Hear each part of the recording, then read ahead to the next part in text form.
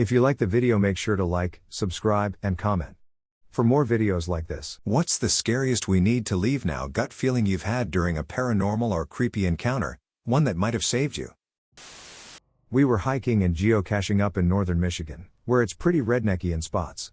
We were at a designated trail with a small parking lot off on some weird side road, but we decided to check it out anyway. About 5 minutes into the trail, we noticed a game camera, but there was no ID on it. Game cameras on public land need to have ID info, and we thought that was really strange.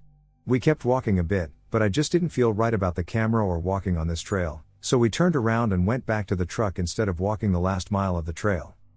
When we got back to the truck, this beater pulls up with a couple in it. The guy was just a regular redneck, but the girl in his passenger seat 100% had the nods and was struggling to keep her head up. He looked surprised when we walked out of the trail, and they sat in the lot for a second and then left. I'm pretty sure they weren't looking to go for a hike. My guess is that was their camera, and they get the notifications when people are on the trail so they can break into their cars.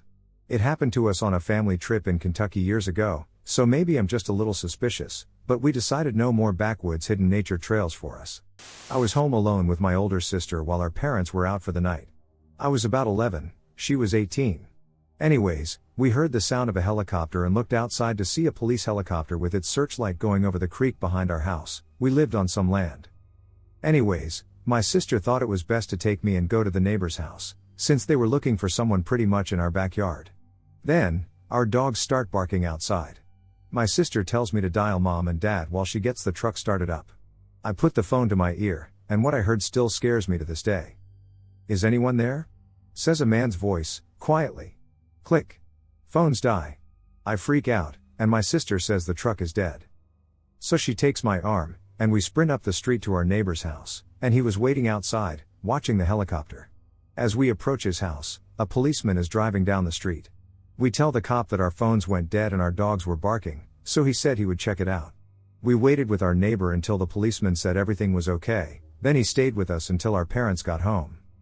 Apparently someone was running around our creek with a shotgun that night, and our phone lines were cut. Scared me so badly. I remember my ex-wife and I were going to a hunting cabin in the woods that we frequented often while we were dating. We were happy to leave the city for some peace and enjoyed a fun ride up there, but as soon as we got out of the car, I felt uneasy. My gut just wrenched. It was a feeling I hadn't had before. I know she felt something too because she cast me a nervous glance. Everything seemed heavy, even the air seemed wrong somehow, but we continued into the cabin, trying to shake off these bad vibes. Pretty soon the mood changed, and we were at each other's throats just bickering over nothing. I began to get violent imagery that would pop in my head. Horrible scenes with lots of blood. Finally, at about 7, I told her that I was going to bed. The images were really getting to me, so we went to bed. As I was about to drift off, she latched onto my arm and told me that she had heard the guest room door open. I told her that the cabin was old and would make noises. I almost drifted off again, but she latched back onto my arm and was lightly hitting me, telling me to get my gun. Someone was just outside the door. In this cabin there was a floorboard that always creaked when someone stepped on it. She said she heard that. Not being able to explain that, I take my pistol and kick the door, which is cracked open, so if someone was on the other side, it would strike them and take them off guard. I stepped out fully expecting to shoot some meth head, but there was no one, and all the drawers in the entertainment center were open. I moved to the kitchen and found all the cabinets open, even the oven and fridge. We packed up and left in a hurry. Didn't come back for almost a year. Let this be a lesson to listen to those gut feelings. I was in the woods in the northeast US, and I went to this spot maybe 2 miles deep into the woods I used to hang out in regularly. I could find my way around in the pitch black if I needed to. I was bringing a friend out there to hang out at night. We're both women in our 20s, and as soon as we stepped foot into the woods, we had a terrible feeling, but I figured nothing of it yet. It takes approximately an hour to reach my location. I get a fire going in the pit and start taking stuff out of my bag when I hear a dog start barking, maybe 100 or so feet behind me in the woods. I remember looking at my friend and telling her that it's really odd considering it's around 11 p.m. and there are no houses or anything close by in any direction. But I just assumed there was someone hanging out nearby. Well, some time goes by, and I hear the dog bark again the same distance away but from a different direction. Then someone fires off a gun maybe 6 times. Then the whole area goes quiet. So I start getting really nervous and stoke the fire up really high and sit down. Then I hear the dog again, but much closer, and some guy walking just outside of my vision, and he mumbles something, probably to his dog, and now I'm really spooked because by this point it's undeniable he knows we're here, and he's still walking around us firing off a gun, so I start packing my stuff up when I hear him shoot again, but by now he's made an entire circle around us. And I started shoving everything, even if it wasn't mine, in my bag and heading towards where I'd leave. I couldn't hear anything over the sound of my heart beating and the rocks clacking around as I ran, but the person with me grabbed me and said he shot off again, but it seemed more in our direction. I didn't hear it, so I turned and yelled in the direction I assumed he was in, telling him to duck off, and he ducking shot at me. I heard the bullet go past me, and at that point I just ran the whole way out of the woods. I should have listened to my gut feeling a lot sooner than I had.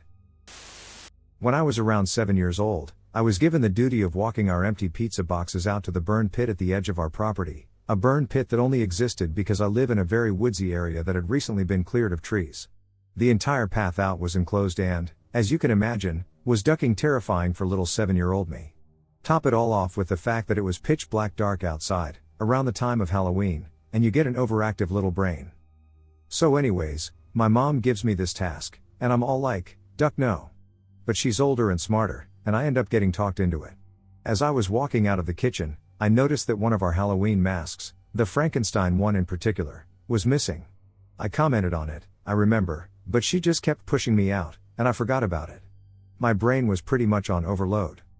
So I walk out, trembling, and throw it into the pile. Unexpectedly, my father emerged and terrorized me with his Frankenstein mask. My legs were moving so fast that I literally fell down backwards, at which point I turned and began to crab walk the duck out of there. I can still remember screaming, ducking, yelling, no repeatedly at the top of my lungs as he approached. Then I realized it was him, calmed down, and convinced my brother to do the exact same thing. The night I saw the gargoyle. When I was around 19 years old, there was one occasion when I went up to the rooftop of my house around 8 p.m. to fix an issue with the pump device that supplied water to the storage tank. As I reached the roof and leaned forward, I looked up, and just a few steps away from me, there was a creature with its back turned to me. Based on other stories I've read and heard, I could compare it to something people call a gargoyle or maybe the Mothman. I saw how the full moonlight reflected off its head, which seemed to be textured like black leather. I could make out pointy ears and a pair of protrusions that I assumed were wings. Everything happened so fast. From the moment I climbed onto the roof, looked up, and saw it, I immediately made a sound out of confusion, which caused the thing to instantly turn around. The last thing I remember was seeing a pair of yellow eyes and experiencing a Batman-like effect as the creature raised its wings over my face. I'm certain I experienced a time lapse because after feeling the flapping of wings over my face, I lost my balance backward, falling off the edge of the roof, but when I landed, it was like I had just dropped down hard onto my butt in a completely different position on the rooftop. I quickly looked around, but I couldn't see anything. I think it must have been the adrenaline, because I got off the rooftop almost in one jump, using the edge for support, and ran into the house, feeling extremely disoriented and confused. I even started doubting whether I had really seen anything at all. But that whole night, I couldn't sleep just thinking that maybe I had seen something, and that it could come back and visit my house. When I told my mom, all I got were skeptical expressions. I only told one of my friends, and I haven't shared the story with anyone else since. Greetings from Mexico. When I was 15, I moved, and the house we moved into was nice. It was big enough for us all and felt like a good fit. During the showing of the house, the basement door had a lock on it, and we were unable to view it at the time. We were assured that it was nothing, and when we moved in, we had the lock cut, and to our disbelief, there was a letter and a pentagram painted in black on the wall. The letter stated that the previous tenant was involved in some sketchy activities like witchcraft, and she said she had gone too far and opened something she couldn't close. This led to our decision to relocate.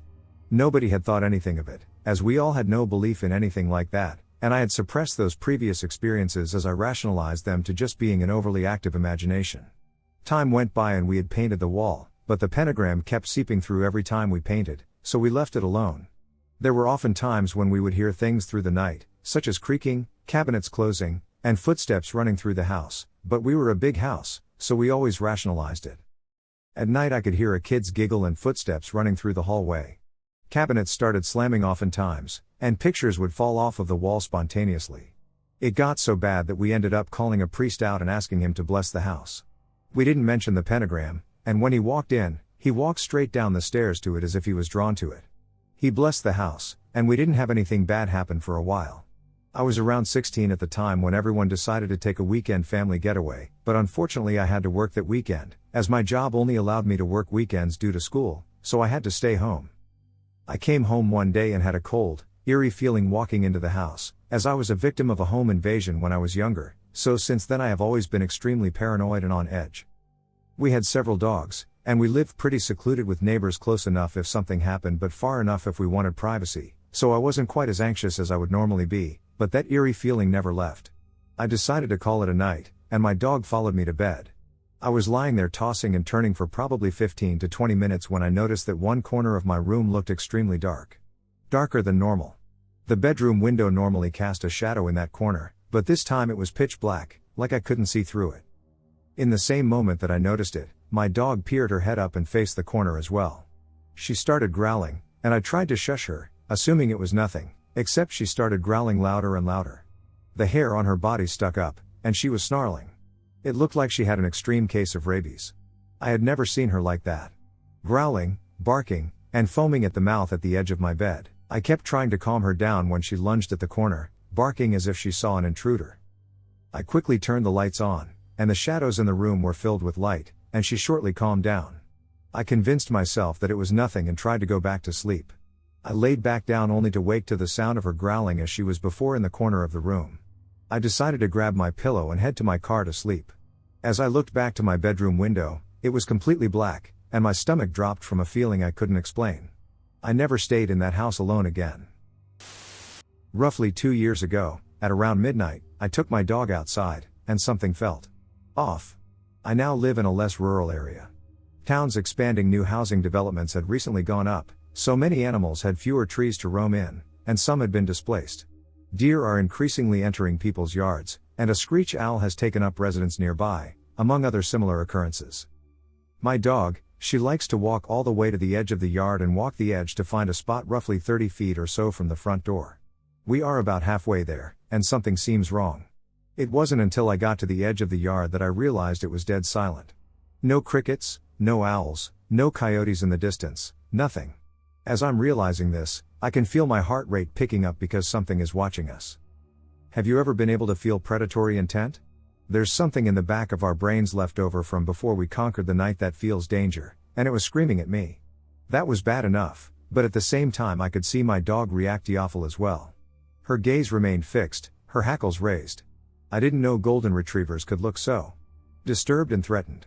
When I finally got her moving, we ran for the door. I don't really remember making the decision to run or the moment between starting to move and opening the door, but I don't think I've ever closed that distance as fast before or since. For months when we went out at night, my dog wouldn't go much more than 5 feet past our sidewalk. We got a fence up months later for our backyard, and she wouldn't go outside by herself for months. She still clearly doesn't like it. I know what it's like to be around coyotes in that situation. Neither one of us ever felt particularly threatened by coyotes being nearby, so I can tell you it wasn't a coyote or even a group of them. I never saw it, but it felt larger and more dangerous than a coyote. Never before or since have I felt this presence, this feeling that screamed danger. I have no idea what it is, and frankly, I'm grateful I never had to find out. Last summer, my friends and I, along with 5 others, went camping in a remote area of the woods. When I say the woods, I mean a truly wild place without paths or crowds. It took us 3 hours to reach our destination. After we finally arrived at the campsite, we set up our camp, made a fire, and relaxed until it got dark. Then it went from a night out with the bois to us shitting ourselves in a tent because something didn't feel right, like we were being watched, and considering we were all 14, this was scary. So we said, screw this, took some of our stuff, and planned to return for the rest in the morning. As we walked through the woods in the night, the feeling got a lot worse, and we wanted to just get out of this never-ending woods. After about an hour, so roughly 2 a.m., we saw a man walking his dog. We probably shouldn't have done it, but we ran up to him and asked for directions, and he was very nice and gave us a torch and showed us which way to get out of the woods. After about an hour, we finally got out of the woods and walked to my mate's house and slept there. We all forgot about getting the stuff, as we were too scared to go alone, so we were going to wait for one of their older brothers to come with us. When we got to the woods, there were about 8 police cars, a bunch of dogs, and a helicopter. Curious, we walked up and asked one of the officers what had happened, and he said someone had gone missing while walking his dog. My heart sank. We decided to ask if we could help, and the officer said yes, as long as we stayed close. We had to go home, but before we did, we told the officer to check out the campsite. He said he would. Fast forward a couple of days, and his and the dog's bodies were found at our campsite. When we heard about this, we all knew at that point we were being followed, and thank God we got out, or that could have been us. About 6 or 7 years ago, a friend and I were on our way to visit another good friend of ours, who had moved to a small town for a teaching job in a state high school. All of us grew up in the same seaside state capital, and the small town we are visiting is located about 120 kilometers away from it, along a bad, curvy, and slippery road. The route is very scenic, as it passes through hills and a natural reserve. I can't remember much of the trip per se, but it doesn't matter. I was driving, and we hopped onto the highway that goes inland. Rain was pouring down, and we were listening to Black Flag while talking about music when I stopped at a gas station because the gas was going low, and this friend and I were kind of charmers, so we start some small talk with the cashier, and I mention we're going to São Bonifácio. The cashier then mentions a shortcut through a dirt road instead of the usual highway, citing that it would cut 30 minutes short of our trip, but it wasn't safe given the weather conditions. I emphasized that it was raining hard. But we were both idiots, and, at the time, drunk idiots, so we kept an eye on the entrance and took the shortcut. It was a rocky road that cut through the Atlantic forest, probably illegal, since it also cut through a national park. Due to the heavy rain, it was especially rocky and muddy, so I had to keep a steady speed of about 5 to 10 km/h in a Ford Ka 2015, mind you. There was not a single light in sight. There was not a single house or street light in sight. The headlights of the car illuminated nothing but the torrential rain and the repulsive, dreadful road ahead. We were joking about when the rain stopped, and my friend said he wanted to take that chance to take a leak. So I just stopped in the middle of the road and told him to hurry up. He then covers his shoes with a pair of plastic bags from the beers we bought and goes to the front of the car. I honk a few times just for the duck of it, to take a few laughs out of the situation, and he moves a little forward where the headlight doesn't hit him.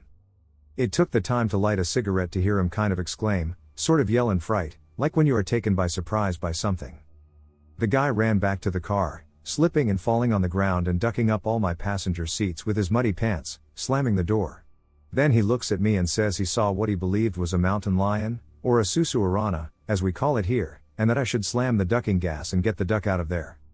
I could not do that, since it would duck up my car's suspension.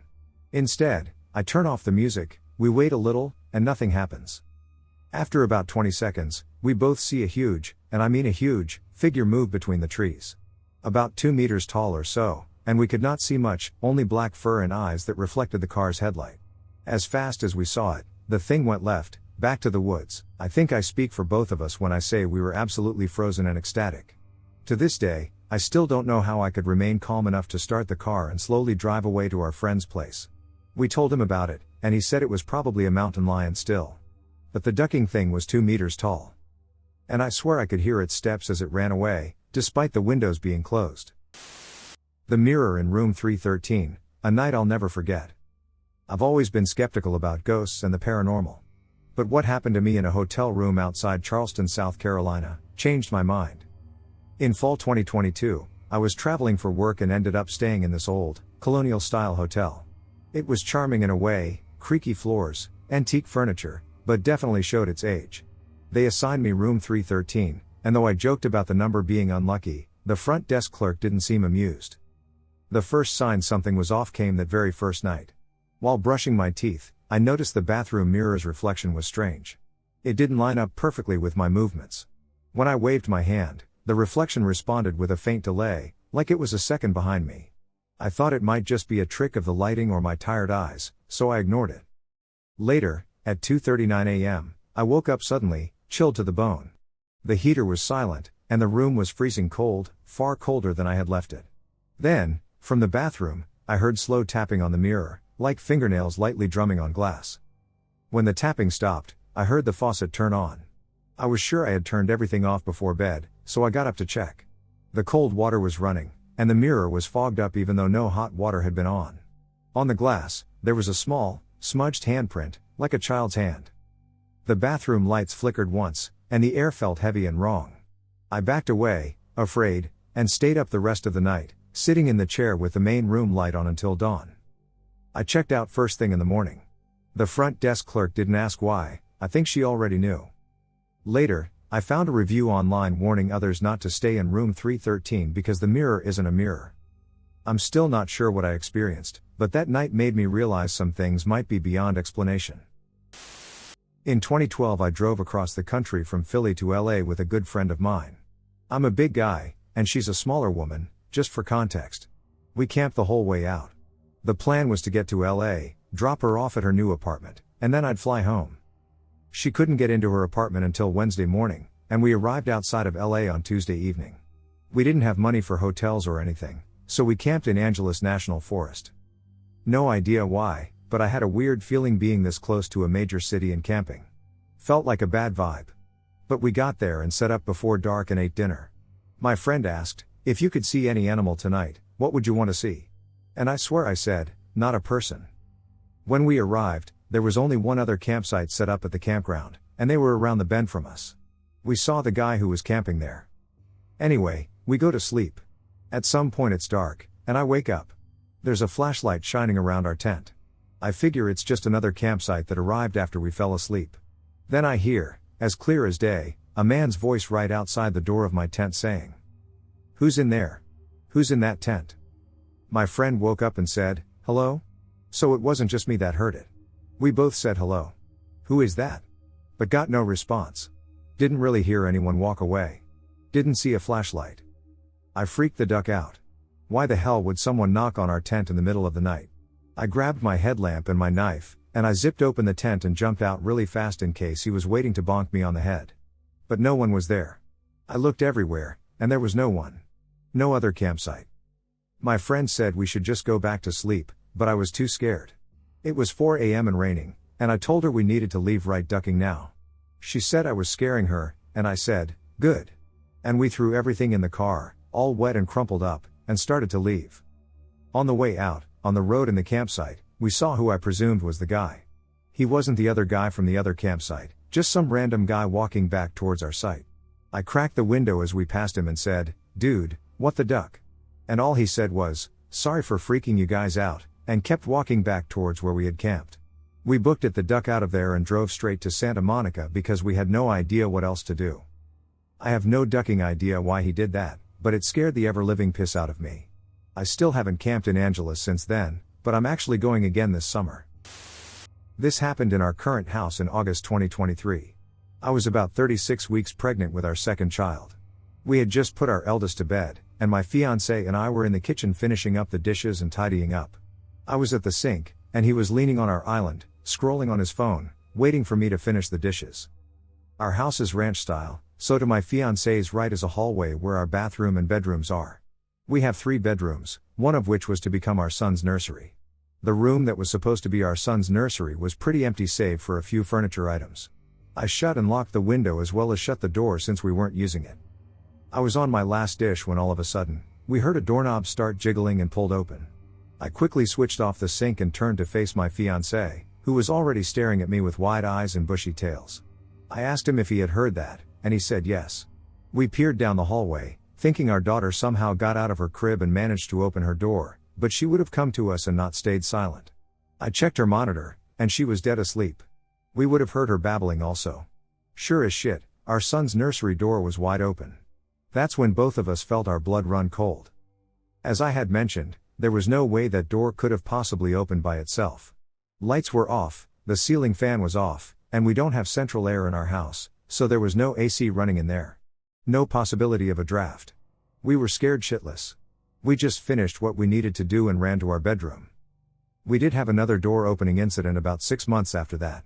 It hasn't happened again since early last year, though. We're still spooked by that and still can't explain it. When I and 2 friends were about 12, one of them met a teenage boy online she wanted to meet IRL. I thought it was a bad idea. A 12-year-old girl meeting a teenage boy was a bad idea. Little idiots we were, we thought it would be safe to go together and have her back. We met him at a park. He was with 2 other boys who were clearly men, college-aged. They wanted us all to get in their car to go hang out. Aw, hell no. I immediately felt uncomfortable. Idiot friend 1 got right in the car, as did idiot friend 2. They asked that I not embarrass them and to get in. I booked it. I was overcome with intense fear. I ran to the closest payphone and called my mom to get me and rattled off the license plate. My mother didn't write it down, and I forgot it soon after. I tried but just couldn't retain the info long in my panic. The guys assaulted them both and dumped them in another state. They both made it home alive. One tried to convince herself that it was consensual and that she was so cool for having sex, doing drugs, and drinking so young. The other was traumatized and ended up pregnant. She tried to open up an investigation, but there was never enough info to find these guys. 1990s, limited tech. Both eventually blamed me for running. By the next school year we weren't friends anymore. This happened recently. It was last year around October during the Hunter moon. It means that during this time, the moon will be very close to Earth and will be the brightest at night. During this time, I was heavily into spiritualism and dabbling with the paranormal, if you will. So on this night, I thought it would be great to connect with the other side, as the spiritual veil is more open during that time. I believe this was around midnight to 1 a.m., and I decided to walk outside my backyard to see the moon. I was very fascinated by how bright it was and was hesitating about whether I wanted to conduct a spirit session. While I was standing outside in the dark with just the bright moon illuminating me, I looked beyond my yard towards some houses in the back. My eyes caught something on the roof of one of the houses. This creature looked almost human-like. It crawled on all fours, climbing over the roof. The body was the size of a full adult. There were no distinguishing features, as the creature was all black. The best I can describe this creature is as similar to a cryptid or some type of nightcrawler. As I'm standing there, now trying to figure out what I just saw, I got an eerie and dark feeling someone was watching me. I slowly went back inside the house and called it a night. Fast forward a few weeks or so, and my family started witnessing a dark shadow. I happened to witness it myself, so I decided to take a break from dabbling with the paranormal. I'm uncertain if what I observed was related to my actions, yet this encounter continues to unnerve me. I have no explanation for this. For context, these events all happened to me and my friend in late October of 2024. One day, she and I decided to take a late-night spontaneous trip to some local hot springs in the mountains. The whole hike there and back went pretty smoothly, and there was nothing eventful other than some odd people we met there. But everything changed as we got to the parking lot. This is where things happen that I cannot explain, and to this day I still don't know. As we were finishing our hike, we could now see the parking lot and were about 1/4 mile away from it. I'm telling my friend a story of mine as we are walking towards the parking lot. Then, suddenly out of absolutely nowhere, this unexplainable, unnatural, tremendously overwhelming sensation of absolute fear and pure absolute evil completely enveloped me in every way possible, as if walking through some sort of invisible wall into the territory of something paranormal and evil that we were not welcome to. It took over my entire mind, soul, body, everything. It was as if my entire being was screaming, "Get out, now! You're in danger." Nothing could adequately describe the unimaginable magnitude of evil I felt then. I knew at that exact moment that we needed to leave immediately, otherwise, something horrendous was going to happen. I didn't want to worry my friend or cause panic, so after a moment of silence when this evil completely enveloped me, I tried to continue talking about my story as we got closer to the car, but ultimately I just started to hasten my walk as I was cautiously looking at my surroundings in the dark but saw nothing. As we got closer to the car, I realized that my friend had grown silent. She then turned to me and said, "Things just started feeling really weird." When I realized we both were feeling the same thing without having mentioned it, I knew that something was seriously wrong. I said, "Get to the car," as we started running. As I entered the gravel parking lot, I could now see that there was a single car with closed curtains. The windows looked foggy, indicating that someone was likely inside. We got in and locked the doors immediately, and I asked, "Do you feel that too?" And she told me, "Yes, we need to leave right now." Without skipping a beat, I turned on my car and floored it out. After exiting the canyon, we felt safe and began talking about what we felt. We could only describe it as something absolutely pure, evil, unnatural, and paranormal. I saw nothing, heard nothing, but felt as if Satan himself was preparing an attempt on my life. For months I would check the news to see if there was anything that happened at the hot springs, but nothing ever came up. I will never forget what I felt like seemingly walking through a visible wall of some absolutely pure evil being's domain. It felt as if it knew my presence was there and I was not welcome and was in extreme danger. I don't know what, but we encountered something that I think is not human that night. When I was in high school, all the kids used to drive around an area of town we called the Loop on Friday night. There were big empty parking lots, and we would get out there and group up and hang out. One night a lightning storm shows up out of nowhere. It was raining so heavily it looked like someone was throwing buckets of water at the windshield. The lightning strikes got closer and closer together until it just looked like a strobe light. The sky was turning green. I told my friend that we needed to leave immediately. All the indicators pointed to a tornado nearby, even though there were no sirens. We left and drove 30 miles back to our little town, where my friend wanted to check on his girlfriend. As soon as we get out of the car, the rain and the wind stop suddenly. I yell at my friend to get his girlfriend's whole family in the basement. He was like, "Why, it stopped. Why are you freaking out?" Then I heard a noise, no lie, it sounded like an approaching train full of screaming people. I'll never forget that sound. I think the screaming sound was from the wind in the distance blowing through trees really fast. The sky was turning green during the flashes again. All of a sudden, the wind picked back up so hard that it was blowing mud off the road and sticking to the house. We made it to the basement, and the tornado actually went directly over the house. The house is on a bit of a hill, so the tornado wasn't on the ground. We could see where it snapped trees off around the house at the level just above the house. It was wild. The church steeple from the church behind the house had been blown off and landed on a lady's car while she was waiting at a red light. This tornado took out a good chunk of our town and the town we were originally in. We found out later it was behind us the whole time since we left the loop. Traveling at about the same speed as we were. It was a fast one, and at night you can't see them, so they are like movie monsters that you never see. I still have nightmares about that experience. Years ago, I was living alone at my dad's place. I was 14 to 15? Anyway, we had these old garages out back, tall corrugated metal doors. The one door scrapes the concrete. So opening and closing it is loud as hell. I'm sitting on the couch watching TV, and I hear that door slam open. That door doesn't open easily, I or my dad had to manhandle it. I creep over to peek out the window, and I see a shadow. Now it was likely a person, but as I stated, this door would give a damn strong person just as much resistance as us. I decided to be a dipshit and head out there, and the door slams shut, and I see the shadow hauling ass across the backyard. No sound. No heavy footsteps for someone really running away. It wasn't windy, and heavy winds wouldn't cause those doors to slam as they did. So yeah, I headed back inside, threw on all the lights, and waited till morning. Once when I was maybe 18, I was longboarding down a local canyon by myself. I had my mom drive me to the top, and I parked at the bottom. It was in the evening, and the sun was starting to set. The trail typically has quite a few other longboarders, bikers, and walkers, so I'm always looking behind me to see if I need to move over to let anyone pass. About halfway down the trail, I look behind me and see someone on a bike, close enough/far enough away that I move over and expect him to zoom past me in just a few seconds. However, when he didn't pass me, I looked behind me again only to see that he was at the same distance he was when I first saw him. I immediately felt a sense of unease. So I slowed down tremendously so he could pass. Only he didn't. He slowed down as well, staying at that same distance behind me. Then I sped the duck up. I cruised as fast as I could, only for him to also speed up and stay the same distance. At this point, I'm starting to panic because I'm still a long way from the bottom and I don't have my cell phone on me.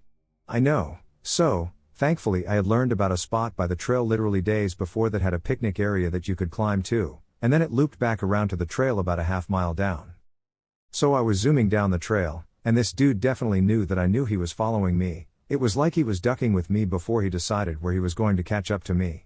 So I saw the picnic area and swerved so hard and fast and then just sprinted up this hill and hid behind an awning pillar. I peeked around it to see if the guy would just bike past, but nope. Once he realized I wasn't in front of him anymore, he slammed on his brakes and immediately started looking around.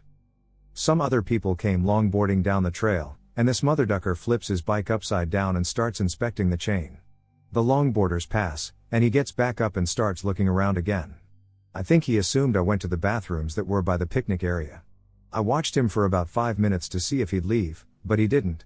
Every time someone passed him, he'd inspect his bike, and once they were gone, he'd stand up and just spin the tire and look around.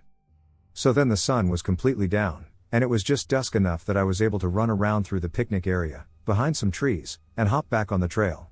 Longboarded so fast down the rest of the trail, shaking so hard. A few days later, I heard about a girl getting hurt up the canyon, near the trail. Not sure if it was that same guy, but I'm sure I could have faced the same fate. Never did I go longboarding alone or without my phone ever again. My childhood home left many horrifying memories that I'll never forget. This happened years ago, but I remember everything clearly, and every time I think or talk about it, the feelings come back. When I was 8, my mom and stepfather moved us to a country home. I have 2 younger siblings as well, so there were 5 of us who lived there. This house was always a little creepy, but it held so much more than just a creepy feeling. I've been able to see things from a very young age. I don't talk much about it because, honestly, you always get mixed feelings, so I avoid it. Anyway, when we first moved in, I kept seeing a little boy. He was always in my little brother's room or the kitchen, and he cried. All of the time. I was 8, so I didn't really know why, but I always tried to ask what was wrong, and he didn't talk back. I kept telling my mom that a little boy in the kitchen kept waking me up at night, but she never believed me. For a few years it was just the little boy. But that all changed very, very quickly. Right before my mom and stepdad divorced, they fought all of the time. The environment in the house definitely felt hostile. And then he moved out, and things went downhill fast. At first it was just a few extras I'd see at night. Usually roaming our L-shaped hallway. Then weird things started happening. I've never been a great sleeper, so I'd always be awake at night. I'd watch my door open and close by itself. I'd hear banging all throughout the hallway. And when I had to go do laundry in the back room that also housed the entrance to the basement, I'd instantly get a heavy feeling. I went down one time. I got to the second step up from the bottom and took a look around. I saw people chained to the walls staring at me. I literally ran so fast. I cried and tried to tell my mom, but she told me I was lying. I wasn't. She started believing after she had her scary encounter. Anyway, things kept progressing. We couldn't keep a light bulb in the dining room because as soon as we'd change it, the bulb would literally explode, leaving shards of glass all over the floor. I watched a kitchen chair fly across the room, slamming so hard against the wall it left a hole there. We had a lamp in the living room that fell over every single night at the same time. Towards the end of our time there, we slept in the living room with the fireplace on because my mom couldn't afford propane. We had a blanket over the doorway, and when it was open because someone went to the bathroom, I'd see a lady in white pace the dining room floor. She said one sentence, and I'll never forget it. "He's coming." She'd repeat it until she disappeared. My theory is that she was giving us a warning about the demon that paid us a visit every night. He was evil. He was definitely set on making us leave or hurting us. He made his presence well known. Tormenting us was his favorite. We always went down the long hallways in pairs after things started getting bad. The one time I didn't take someone, I ended up with scratch marks. Nothing followed us when we moved, though. Which is amazing, but I'm very thankful for it. Only one person has lived in that house since we left years ago. He lived there for 6 months before deciding to move out. It stands empty now at the end of the long driveway. I've been back once. It wasn't a pleasant experience. The house is starting to cave in. I'm sure the farmer will tear it down and connect all his fields finally. I do have one piece of information that I love to share about it. When I did research, I found out the ground the house stood on was at one point an Indian burial ground. Later the point or hill became home to a courthouse for a little town, and they did in fact use the basement as a jail, and they did chain people to the walls. The town died out, and a family bought the ground, tearing down the courthouse and building a house over the basement. The house burned down, ending the family, which included a young boy. And the house that we lived in was constructed in the same spot. I've had a few, but one of the most prevalent that comes to mind is when my older sister and I were kids. I was 8, and she was either 10 or had just turned 11. My dad had just bought a new house that wasn't finished being built yet, so we were staying at my grandpa's house for about a month while our new house was being constructed. My sister and I were playing outside when I saw this weird van pull around the corner. I had been taught about creepy white vans in school, so when I saw it, I paid attention and took in the details. Everything except the windshield was tinted. The driver saw us and started to speed up, and I just told my sister we needed to get inside. Right as my sister got up, I looked back at the van and saw a guy open the side sliding door and stare straight at us. We made it inside and locked the door. I peeked through the window and saw the van go slowly by while the guy who opened the side door was scanning the yard. I told my mom when she got home about an hour later, and while she said we were right to play it safe, and we always should, I heard her tell my dad later that it was probably nothing and we let our imaginations scare us. It was a new place in a neighborhood we weren't comfortable in, so that must be it, according to my mom. The next morning, my grandpa woke me and my sister up and told us that there were cops down the street and that a little girl had been abducted, and the police wanted us to tell them about the van we saw. Security cameras from a couple of houses down saw the van too. And my grandpa's next door neighbor also had security cameras that showed the van drive by with the side door open and a guy hanging out and looking in our yard. We moved into our new house before we got an update, but my grandpa went to church with the couple whose daughter was abducted. The van was found, along with the clothes the daughter had been wearing. Her body was found in the wetlands a few months later. If we hadn't trusted my gut, that would have been my sister and me. I felt like I needed to leave. I feel like I might be being overdramatic, so I want other opinions. So my fiancé and I moved into our new townhome place about 3 weeks ago. They are pretty old, but I'm not sure how old. Anyways, we've been hearing noises like what sounds like footsteps or banging, but every time we check it out, we don't find anything, so we've been chalking it up to pipes or our cats. Even though our cats won't be in the room, we figured maybe they ran out before we caught them. My fiancé works the night shift, so he doesn't get off until 3:45. Since we've lived here, he's only gone to work once. He had surgery, so he was off for a while, but I remember that night he did go. I would hear noises but passed them off and got through the night. Well, tonight he went, and everything was fine for the most part. I took a 1-hour nap, and when I woke up, I heard thumping upstairs and noticed both of my cats down with me. I didn't overreact, I again just chalked it up to my pipes. So I made food and watched TV for another 2 hours.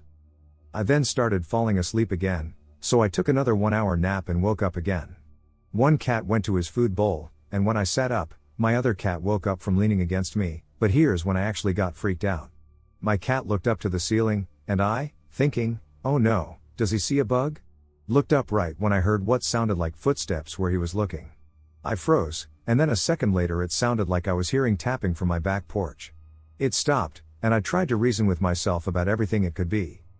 I even tried to move on by putting a show on in the background and being on my phone. My first cat decided he wanted to go upstairs, but then 10 seconds later, he ran down and went under the couch, and at the same time, my other cat stared at the stairs and started growling and wouldn't stop. He doesn't growl unless he feels threatened. He usually even follows me to the bathroom, and when I went, he tried to, but right when we got into the hallway where he could see the stairs, he ran back. I suddenly just didn't feel safe anymore, like my body was telling me to just get out for now. So here I am sitting in my fiancé's work parking lot at 1:03 typing this out and waiting for him to get off at 4:45. Am I being overdramatic, or could we have something living with us? We lived out in the country in backwoods Missouri. We had very few neighbors, and they weren't within walking distance, nor was it walking distance from town. Our rental house was an old historic farmhouse. I was home alone and was showering upstairs. The stairs led directly into the master suite and were old, hardwood, and creaky. The bathroom itself was directly over the front door, and you could hear the front door open and close while in the shower. So, I'm in there doing my shower thing, and I hear the front door open. Husband is a cop and sometimes stops home for lunch while he's out patrolling. I assume this is him coming home. I hear someone walking up the stairs, and it sounds off. Husband is 6 tall and weighs about 250 pounds. He has huge feet. He's just a really big man. His arms are the size of my legs, and he's not fat. These footsteps do not sound like a huge man ambling up a set of stairs. Still, I write it off as maybe he's trying to sneak in and surprise me. I hear the footsteps stop at the top of the staircase. I wait for them to proceed into the bathroom, where I will feign surprise that my husband has come home from work early. I continue to wait for another 30 seconds or so. The footsteps continue but seem to walk opposite the bathroom door and farther into the bedroom. Then, the footsteps approach the bathroom door. There's a pause, and I hear someone say, "Hello?" And it is absolutely not my husband's voice. This voice is not that of an older, grizzled, pack-a-day, former police officer, built like a brick. This is a younger voice. This is a stranger in my house. I gasped in shock. I immediately put my hand on the shower controls to turn the water off and then think better of it. I leave the shower running, hoping that the person on the other side of the door might think I didn't hear them over the noise of the running water. I very gently, as quietly as I can, open the shower door and tiptoe to the bathroom door. I reach out as quickly as I can and turn the lock on the doorknob. Seconds later, I see the doorknob give a few quick jerks. As I stand on my side of the bathroom door, barely breathing, afraid to move, I hear footsteps walking away from the door. They move down the stairs and towards the back bedroom of the house. I ran out of the bathroom, slammed the bedroom door shut, grabbed my husband's revolver from the nightstand, snatched my cell phone off the dresser, and fled the house out of the second-story balcony, where I took the, thank God it was there, staircase to our backyard, ran across the driveway, and into our detached garage, where I locked myself in and called my husband to tell him that someone was in our house. He arrived a few minutes later, cleared the house, and chewed my ass for not locking the front door. I was walking in a well-trafficked hiking loop in my area with my 4 kids ahead of me 6 meters to 6. I had just been talking to my friend about how I'm not sure if I'm hypervigilant or just really anxious, but my head is always on a swivel when I'm out and about with the kids. I get to the trail and tell her there's a younger white guy in a hoodie who passed me and smiled but made me feel weird. I lost sight of him, but I kept feeling like he was going to jump out from behind a tree. At one point, there are about 25 stairs down, a bridge, and then stairs up to the other side of the valley. I hadn't seen the guy for a while, and my youngest was in a stroller, so I let the older 3 go down the steps to look over the bridge. The man appeared at the top of the steps on the other side of the valley. I started calmly saying, "Okay, kids, time to go home. Daddy's going to be home soon, and we need to make dinner." Luckily none of them pointed out that Dad was out of town for work. I sent my location to my friend and gave her another update. The kids reluctantly return, and I whisper, "Go to the van as soon as possible." They start to whine, and I shout, "Now!" as the guy is crossing the bridge. We hustled to the van, but he was always about 50 feet behind us. I tossed the kids in without buckling them, and I didn't even collapse the stroller before putting it in the back. I didn't stop the van to properly buckle them until we were out of the park, and that's when a younger lady with a dog was about to walk in. I told her I might be wrong, but there's a man in there who gave me a terrible feeling. She promptly turned around. I'll never know if he was truly a threat, but I prefer to believe that my intuition was triggered for a specific reason. And now my kids and I have a code word that means urgent. We are leaving now, don't ask questions, I'll explain later. The haunted cemetery. So I and a few friends decided to go on an adventure one night. It was around 12 a.m. when we left. It's about a half-hour drive out of town to this cemetery. So we all packed up the car with our equipment and headed out. As we got to the cemetery, we were greeted with a gate that closed off the entrance, so we had to go on foot the rest of the way. As we got out of the car, we started hearing noises almost immediately. We noticed it sounded like someone hitting a branch on a tree, and as we listened, it was 3 hits every few minutes. So we decided to call out to see if anyone was there, and, to no surprise, no one answered. Now let me remind you, the cemetery is in the middle of nowhere. And as we started walking in past the cemetery gate, we noticed that we all smelled something rotten, the smell of sulfur. We continued to walk in, ignoring the smell, and as we got further in the cemetery, we heard the sound of native drums off in the distance. Now this cemetery is on an island with one way in and one way out. So there's no way anyone could be there. It is a remote area with no one around for miles. As we got to the end of the cemetery, we noticed a statue with no head and no hand. The rumors of this statue are: firstly, if you stand in front of the statue with your back turned towards it, you will feel a hand touch you. Secondly, if you walk around the statue backwards 3 times with your eyes closed and end up facing the statue, you will see her eyes bleed. And so we ended up trying our backs turned towards the statue, nothing for the first few minutes, and I felt a tug on my sweater, so I jumped and panicked a little bit. We did try the second one, and nothing happened. So we stayed for a little while and ended up hearing strange noises some more as a rope was heard swinging from a tree but couldn't find the source of the noise. We brought out the spirit box next. We turned on the box and asked it a few questions and got a few responses, and I could have sworn I heard my name come out of the box. So when we asked it if whatever was there knew my name, we got an intelligent response. It says my name clear as day. I asked it if whatever was there knew any of my other friends' names, and it said their names clear as day. So anyways, as we walked out, we started to smell the disgusting sulfur smell again. And as we got to the car, it was about 2:30 a.m. at this point. And when we made it to the car, we stayed at the car for a little bit to see if we could see or hear anything else before we left. We just so happened to look down the long, dark road that led ahead and noticed there was something standing in the road. At this point we had all our lights and equipment batteries depleted, so no lights on at all. We continued to look at whatever this figure was down the road. And noticed it had bright glowing orange eyes and was about 6 to 7 feet tall. If it stood up, this figure, whatever it was, walked disoriented and was walking towards us. So we got super spooked by whatever this thing was that was watching us. So we hopped in the car as quickly as we could and turned on the lights as quickly as possible. As we're in the car, we all look at each other as the sign to get the hell out of here. As I start the car won't turn over. We were stuck there until the morning with no cell service and no way to call a tow. So as we all sat in the car terrified all night, we waited until morning to walk to the end of the road to get service and call the tow. This is the first time I've ever encountered something like this, and we always have such a hard time coming back to that cemetery. We don't know what we saw that day, but we've never spoken about it again since. I was hiking at a location I aimed to visit at least 1 to 2 times a week for exercise, and it was a challenging 3-mile hike that was ideal for unwinding after work and getting some steps in. The hike was initially challenging, requiring an uphill trek of about 100 to 200 yards with an elevation gain of approximately 250 to 300 feet, but afterward, it transitioned into a gradual downhill path that looped back to the parking area. The best part was at the top of the initial hike, a bald spot on the hill and some rocks to sit on overlooking the valley. I get to the top of the hill, and I take a seat. I'm a little winded, but overall not too bad, but I kind of have this feeling like I want to go back to my car. In fact, I'm a little weirded out by sitting there. The feeling subsides, and I get up and start to walk in further on the trail, and I just get this growing uneasy feeling after about 30. So I step back towards the rocks where I just sat, and it subsides again. Well, that's weird. I'm trying to figure out why mentally it's freaking me out.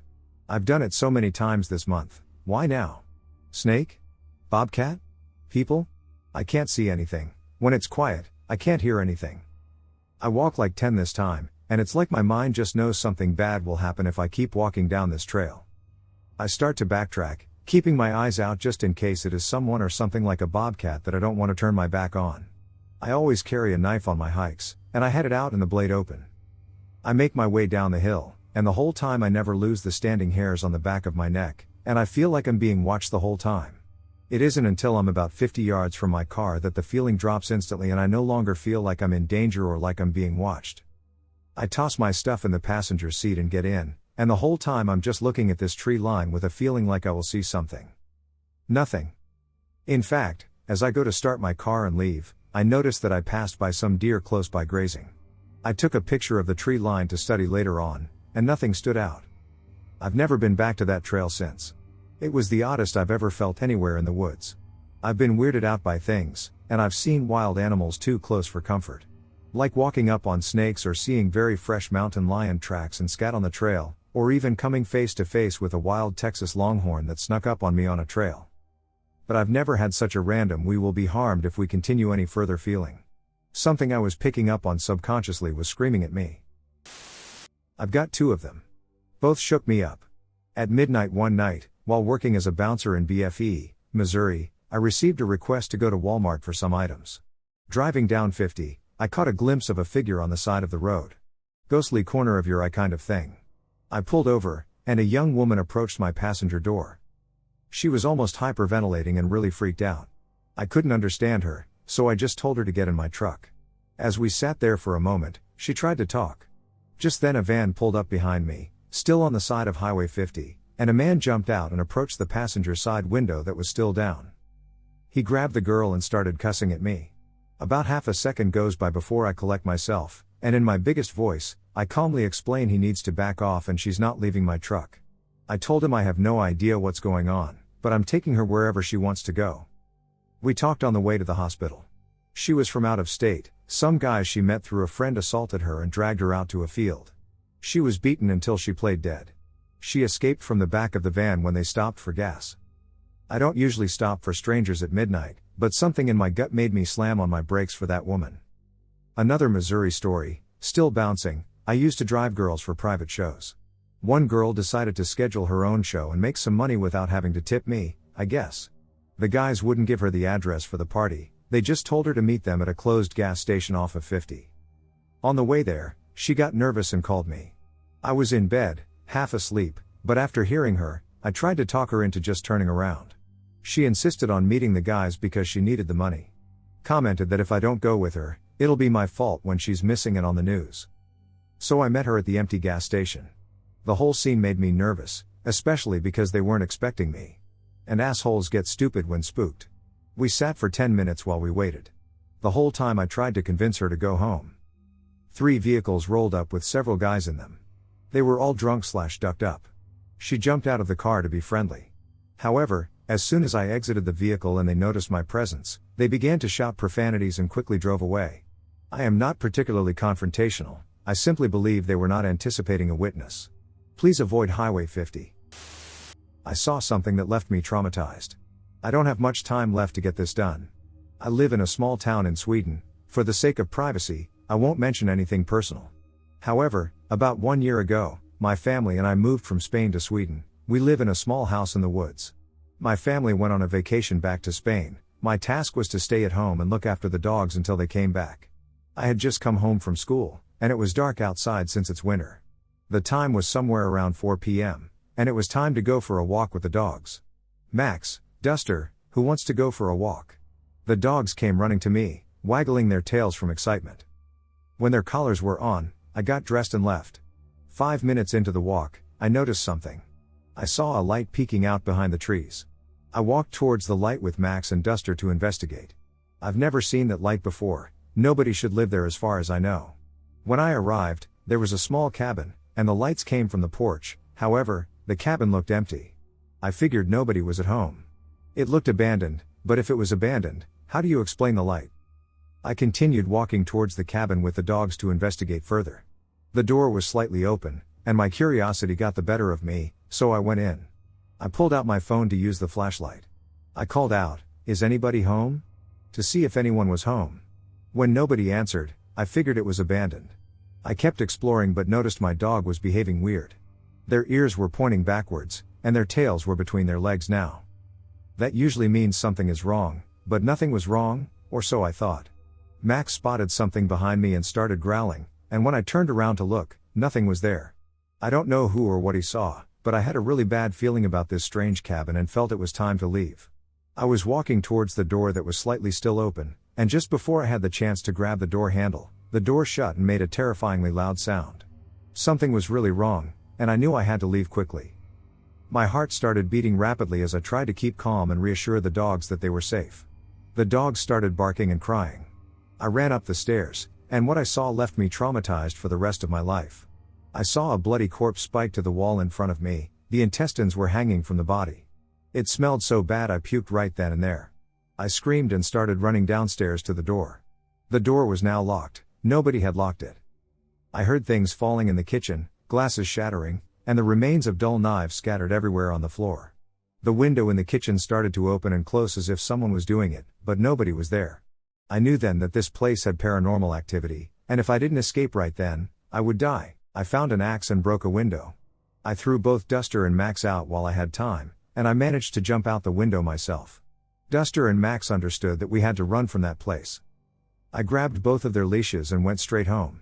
I immediately locked every door to the house and closed the blinds to every window. I called 911 to report what had happened. I will never forget what I found out. The person on the line told me to get out of the house and leave that town as quickly as possible. Turns out that town I lived in didn't exist. It was not on any maps at all, but people knew about this town. It is an abandoned town that has been for over 100 years. Fortunately, I had a friend who lived in a safe town, so I went to stay at her place. I took the dogs, packed my stuff, and took the first bus to her place. Just after Thanksgiving, a friend and I were driving up a mountain on a narrow gravel road to hike to a peaceful and stunning overlook. We got stuck behind a powder blue, rusty 90s Ford truck going a little faster than idle speed and began to get frustrated. We rounded a turn and saw there was a small, old dog running alongside the truck. The truck stops, opens the driver's side door, and the dog hops in. We both then felt bad for thinking bad things about the driver. He must have just been looking for this dog. The truck starts up again, and after several hundred feet, the truck pulls over to the left side to allow us to pass.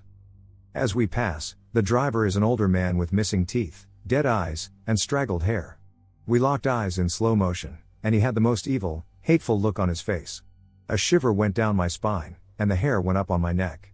I joked with my friend to break the tension in the car. Well, that's not terrifying, he definitely would end us. We enjoy a lot of dark humor. I look in the rearview mirror, and he is still watching us. He has an 8-point deer skull tied to the front bumper. We shook it off and didn't think much of it after that. In the south you get all sorts of folk around these mountains. We got to the small parking area and hiked the short distance to our spot. To my knowledge, the way we took was the only trail available to get to the overlook. We arrived, excited we had the place completely to ourselves, and enjoyed the view. We were glad we chose the smaller public mountain overlook rather than the much larger but more crowded one further up the mountain. We talked and reminisced about old memories and traded war stories about jobs. It was a perfect afternoon before she had to fly back home. We had been there for about 20 minutes when suddenly we heard a jingle coming toward us. It was the old dog, about 50 feet away. Then we see the shadow of that man barreling toward us, behind the dog, from a different direction than the path we took. We both shoot up from our spots, and after exchanging a look, my friend says, "We need to get the duck out of here." She starts running back up the path we took, and I'm right behind her. It was hard to hear over the crunch of leaves, but we both agreed. He said, "Hey, get the hell back here." I looked back, and the dog was at his side. He was not yelling at the dog. There were his hateful dead eyes again, realizing we weren't going to be polite and stick around. We'll never know what the hell that man wanted, but we both felt that internal panic that every woman knows. I've never been back to that spot again, but I'll be sure I'm not alone. I volunteered after Hurricane Katrina in New Orleans, and there was something there that still scares me to this day. Okay, here it goes. I have a medical background and a certification I rarely use, though I keep going back and paying to renew it. Anyhow, I volunteered almost immediately, thinking I would help those who have lived through Katrina. That was not the case. There were a few of us who were assigned, once the water started to recede, to find houses that had dead bodies in them. If you have ever had to recover a body that has been lying in the heat and water for days or even weeks, you know how it smells. It does sort of smell like any other dead carcass, but worse. I can't explain it, maybe somehow, it smells sweeter. Anyway, the key to not vomiting when you smell them is Vicks under and around the bottom of your nose. It doesn't keep all the smell out, but enough until you can at least tolerate the smell without vomiting. We had to go to each house and go inside in wading boots and look for bodies. Some stayed in their pre-hurricane homes, but many were washed out to sea. If we found a body, we spray painted a big X on the outside of the house. This other guy and I had been doing it for a while, and we got assigned to each other almost every day. We got along okay, and he didn't vomit at the ones that had been gotten to. We came up to this one old shack. I say shack because it was pretty run down and in what had been a very bad neighborhood. Right away, I got chills down my spine. I knew there was something really wrong. Not like a find a body kind of wrong, but a chilling kind of wrong. New Orleans has certain areas that just give off these vibes, and my understanding is there is a lot of voodoo practiced in certain areas. Anyway, against everything my body was screaming at me, we went in the house. The first thing I could smell was a body, the second was something almost earthy and moldy.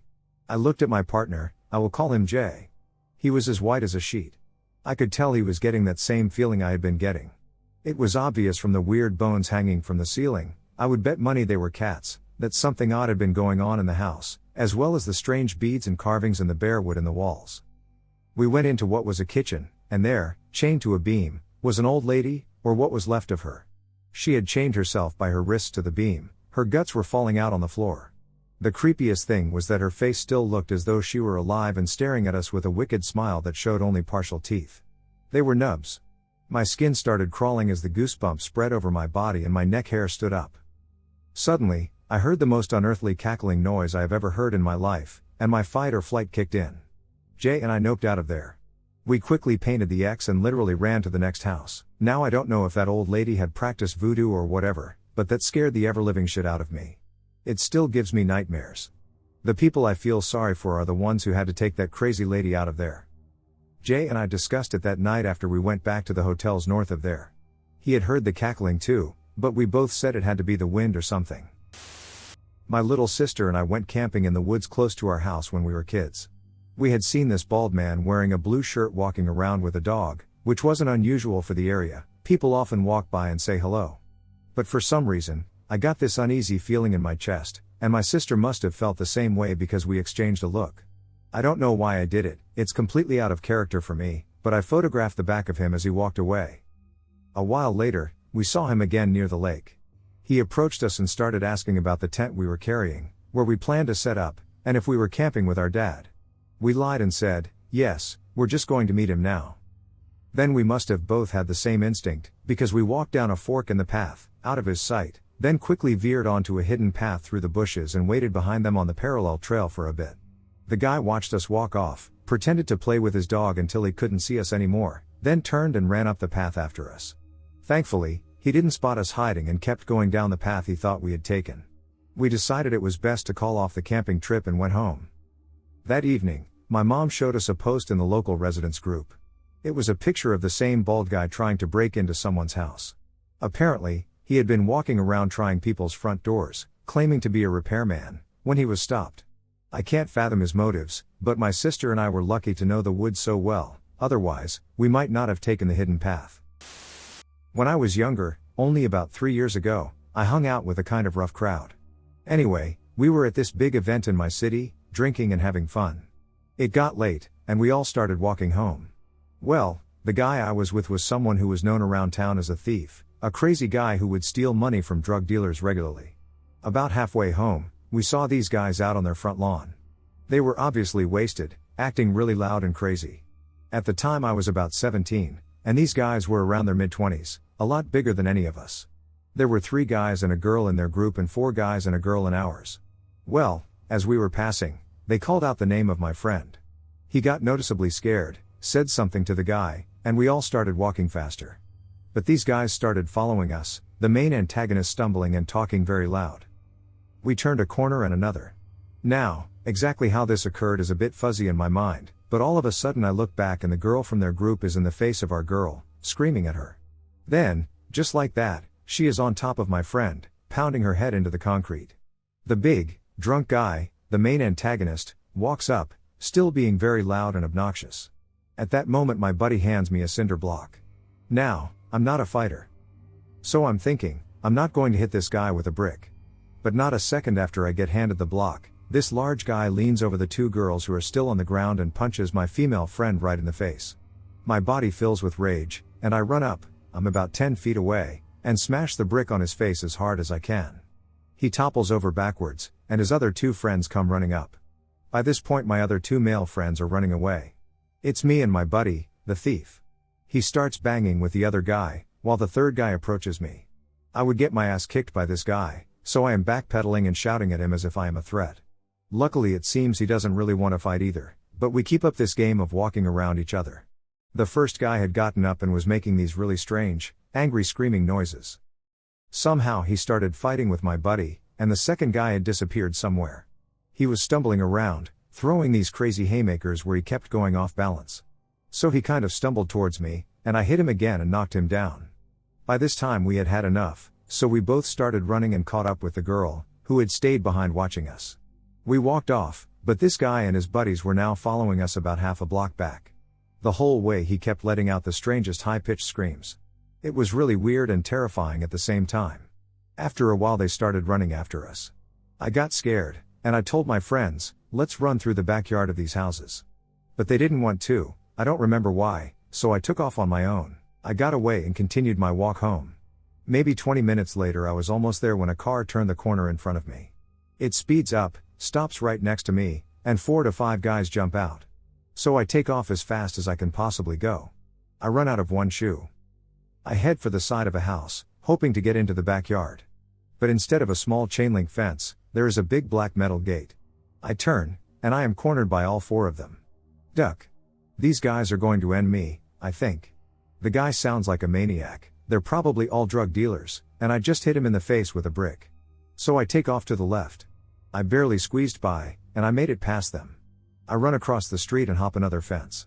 They are right on my ass. I tear through the backyard, around to the other fence that leads to the front on the other side. I hop and struggle my way over this big wood gate and plop down inside a bush on the other side.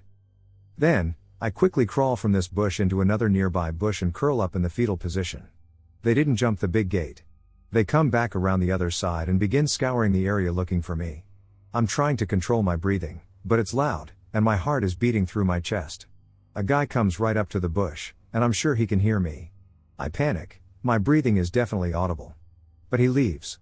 I stay there for a long time, pondering if I will be caught and jumped or killed. But they left. And I was free. The church poltergeist. Several years ago I was living on the outskirts of Greensboro, North Carolina. I was focused on college and was living with family. My family had a music director at a local Presbyterian church. On the side, this particular church had a theater program for young, interested actors. They would put on small plays when school was not in session. Anyways, a lot of stuff around our house became props for the shows at this theater to save money. It was the week after Thanksgiving, and my family began to decorate our house for the holidays. I was home one night just relaxing. My family asked me to drive over to the church and pick up 2 outdoor decorative Christmas trees that we normally put outside our house. I didn't say no, of course, and made the drive out to the church. The building itself was relatively old. It had 3 attached sections, an administrative building where the pastor and church offices were located, the main chapel, and a classroom/theater building. Behind the church was a decent-sized graveyard. It was around 8 p.m., and the sun was already down, so it was dark outside at this point. I opened the door to the theater building and deactivated the security alarm to begin finding these trees. The theater in this particular building was upstairs, so I made the small climb up to the second floor. At this point I had already turned on all the lights to help ease my already present feeling of unease. I make it into the theater and begin to make my way towards the stage. Someone informed me that the trees were located backstage, indicating a brief walk ahead. While I'm walking, I begin to hear shuffling backstage. Something was moving back there, but I couldn't see since the curtains were closed. Could it have been a mouse or something explainable? Possibly, but this moving sounded like stuff getting dragged. I paused to regain what composure I had, knowing I didn't want to go back to the house empty-handed. I move quickly behind the curtains, find the trees, and hightail it off the stage into the back of the theater. I get the trees into the car and I'm getting ready to drive home. Then, of course, it struck me, I left the lights on, doors unlocked, and security system off. I again muster the courage to head back inside to complete the locking of the building. I head back to the theater to turn off the lights up there. As I'm there, I begin to hear footsteps on the stage. The stage, mind you, is dark, but the seating area is lit. For giggles and just to see what happens at this point, I tap a shave and a haircut on the wall. I actually recorded it on my 2011 era Gen 1 Android phone. That footage sadly has been lost over the years. But anyways, I digress. No sooner had I finished than it sounded like a boom came from backstage. It sounded like one of the set pieces had fallen over. I dare not look or try to find the source. I turn off the lights and go back downstairs. At this point I'm holding my bladder as well, so in classic horror movie fashion I decide the best thing to do is relieve myself first instead of leaving the building. No lie, as I'm there peeing, I start hearing the floors creaking above me as if something was heading towards the stairs to come down. At this point I must have a heart rate around 150 and I'm ready to just make my escape. But I was in that fight or flight scenario. No sooner had I finished washing my hands than I noticed the sound stopped above. I activate the security system, turn off the lights, and head out. To this day I have never returned to that church. Not because I didn't want to, but I moved shortly after. I yearn to unravel the events of that night. It was by far one of the most intense and terrifying nights of my life. Does anyone have anything similar? I stayed overnight in Poland's most haunted castle and was left traumatized. Prior info: Niedzicka Castle, aka Dunajec Castle, is a 14th century medieval castle with various legends leading to its title of most haunted. It is open to visitors, but I believe in order to stay inside the castle overnight, you would have to have connections in order to organize access. In May 2019, I, my parents, and my friend at the time, we were 16, were given an opportunity to spend the night in Niedzicka Castle during our Poland trip, as my mom's family in Warsaw has some connections to tour guides. Me and my friend being young and impressionable, my mother did not say anything about the castle being haunted prior to our stay, as it would obviously freak us out, so we had no idea of the stories surrounding the castle/town. Skipping forward to late at night, we were inside the bed, located in the pillar of the castle. We were fine. Instantaneously a negative/heavy energy kind of entered the room and was imposed on both of us. It's hard to say without sounding cliché, but it is a definite feeling of impending dread. Like, don't look at your surroundings, keep your eyes on the screen, dread. We joke that this place is haunted because we got goosebumps at this shift of energy. No trigger that caused it, we were just chilling. What really made us feel uneasy is that we both seemed to feel it at the same time. Fast forward, watching more movies on our laptop. It's late at this point, and while my eyes are on the screen, I just know that something's looking at me. My friend proceeds to point out the spot behind the dresser, close to the entrance, and tells me she's getting bad vibes and doesn't want to look in that spot. Weird, right? The best description is maybe a shadow or silhouette, or maybe nothing visual at all, that is standing in the corner of the room.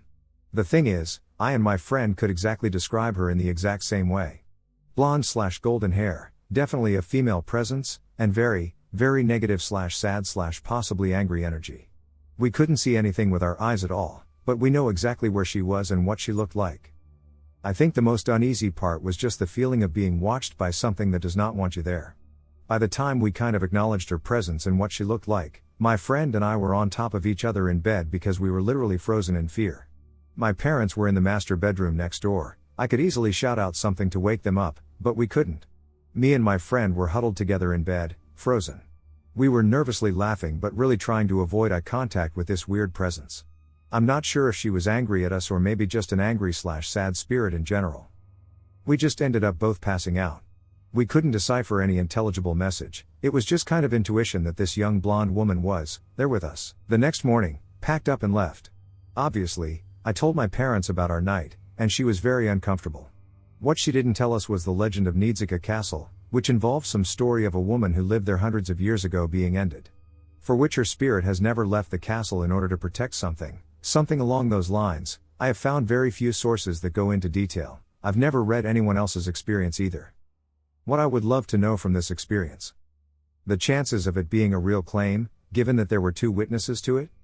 Is the translucent figure/orb/mental image/telepathy common for a human spirit? The story, which we had absolutely no clue about, seems to match up.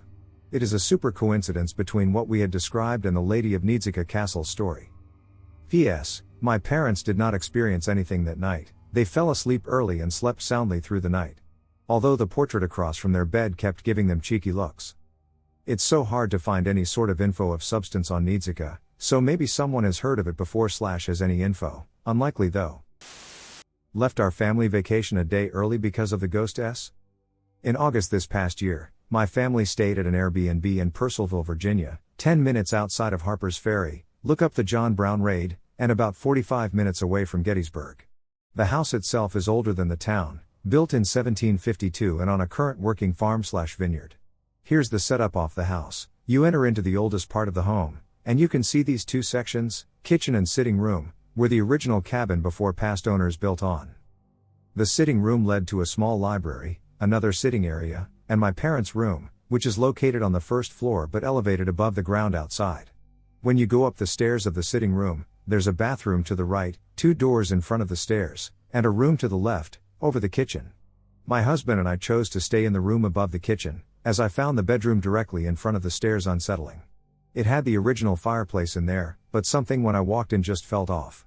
My sister and Bill stayed on the floor above us, as that room has its own window AC unit. The house has no AC, just individual in-room units. We arrived on a Sunday. Monday morning, my dad asked me about footsteps from the night prior. He said he was sitting at the kitchen table on his computer and could hear footsteps walking through the house above him. My dad had also been making jokes and tends to be a little theatrical with his humor, leading up to vacation, calling it Ghost Central, so I told him our room is above the kitchen, and I wouldn't think anything of it. It was probably just one of us getting ready for bed. He then mentioned he thought he saw a bright light shining outside of his window and was tempted to look but thought better of it. Again, my dad also has a history of wild dreams and sleepwalking, so I just brushed it off. Randomly, my husband asked me to help him move the crib from the other side of our room to be next to our bed. I didn't think anything of it as he said it would just be easier because our room was so big, it was half the full length of the original cabin with only our bed at the far end of the room, opposite from the crib, and a bathroom. On Tuesday, my dad's birthday, we sat in the old dining room for dinner. The room is a stunning, picturesque, old farmhouse dining room with a big window overlooking the field, shed, and barn, with the mountains around us. It was still light outside, about 5 p.m., while we were eating, and I looked outside the window and noticed the shed door seemed slightly ajar. I didn't think anything of it, but the next time I looked up, it looked more open, but slightly enough that I thought I was just overthinking it. This happened several times. The door was more open, more closed, etc. I didn't want to scare my, already anxious, dad, so I texted my husband, "Can you go out and check the shed? The door keeps opening, I think." He checks his phone, and when we both look up, we watch the shed door slowly open itself completely and then just as slowly close itself shut. My husband went outside with my dad to check it out, but no one was there. He locked the shed and said it shouldn't open again, but it was weird that the door would both open and close itself like that. Wednesday we were gone for the day in DC, but on Thursday, we went to Gettysburg for the day, and my husband left after dinner to put the baby to bed so I could do the ghost tour with my family. When we got home, my husband, who is naturally very skeptical of ghosts and hyperlogical about everything, said he heard footsteps upstairs when he got in. Now, my dad and sister had met the groundskeeper on a walk along the property earlier in the week, and my husband said he was worried the guy was a weirdo walking around the house and maybe snooping while we were gone. Another thing about the house. Sound does not travel. Sitting in the kitchen, you didn't get an echo or have to speak very loud and clear to someone in the next room. No acoustics. So he checked every room and closet to make sure no one was in the house. That's how loud the steps were, and he was a little spooked, but we decided not to say anything because my family was making comments all week about the house, and we didn't want to upset anyone. That night, I thought I was starting to get paranoid. I was hearing a knocking above my head and thought I was smelling vanilla. On the ghost tour, we learned that the townspeople dealt with the smell of corpses for months post-war by dipping face masks in vanilla/lavender/mint. I thought I was just spooked and did my best to sleep. When I woke up the next morning, always the first because I have my routine with our daughter, I noticed the kitchen cabinets were left open. I was confused but just closed them. And while my daughter was taking a nap later that morning, I tapped her monitor, and the camera rotated all the way down. I was really confused. Had I held it down? Am I overthinking it? My family decided to spend the day in Leesburg as our last full day before we left Saturday.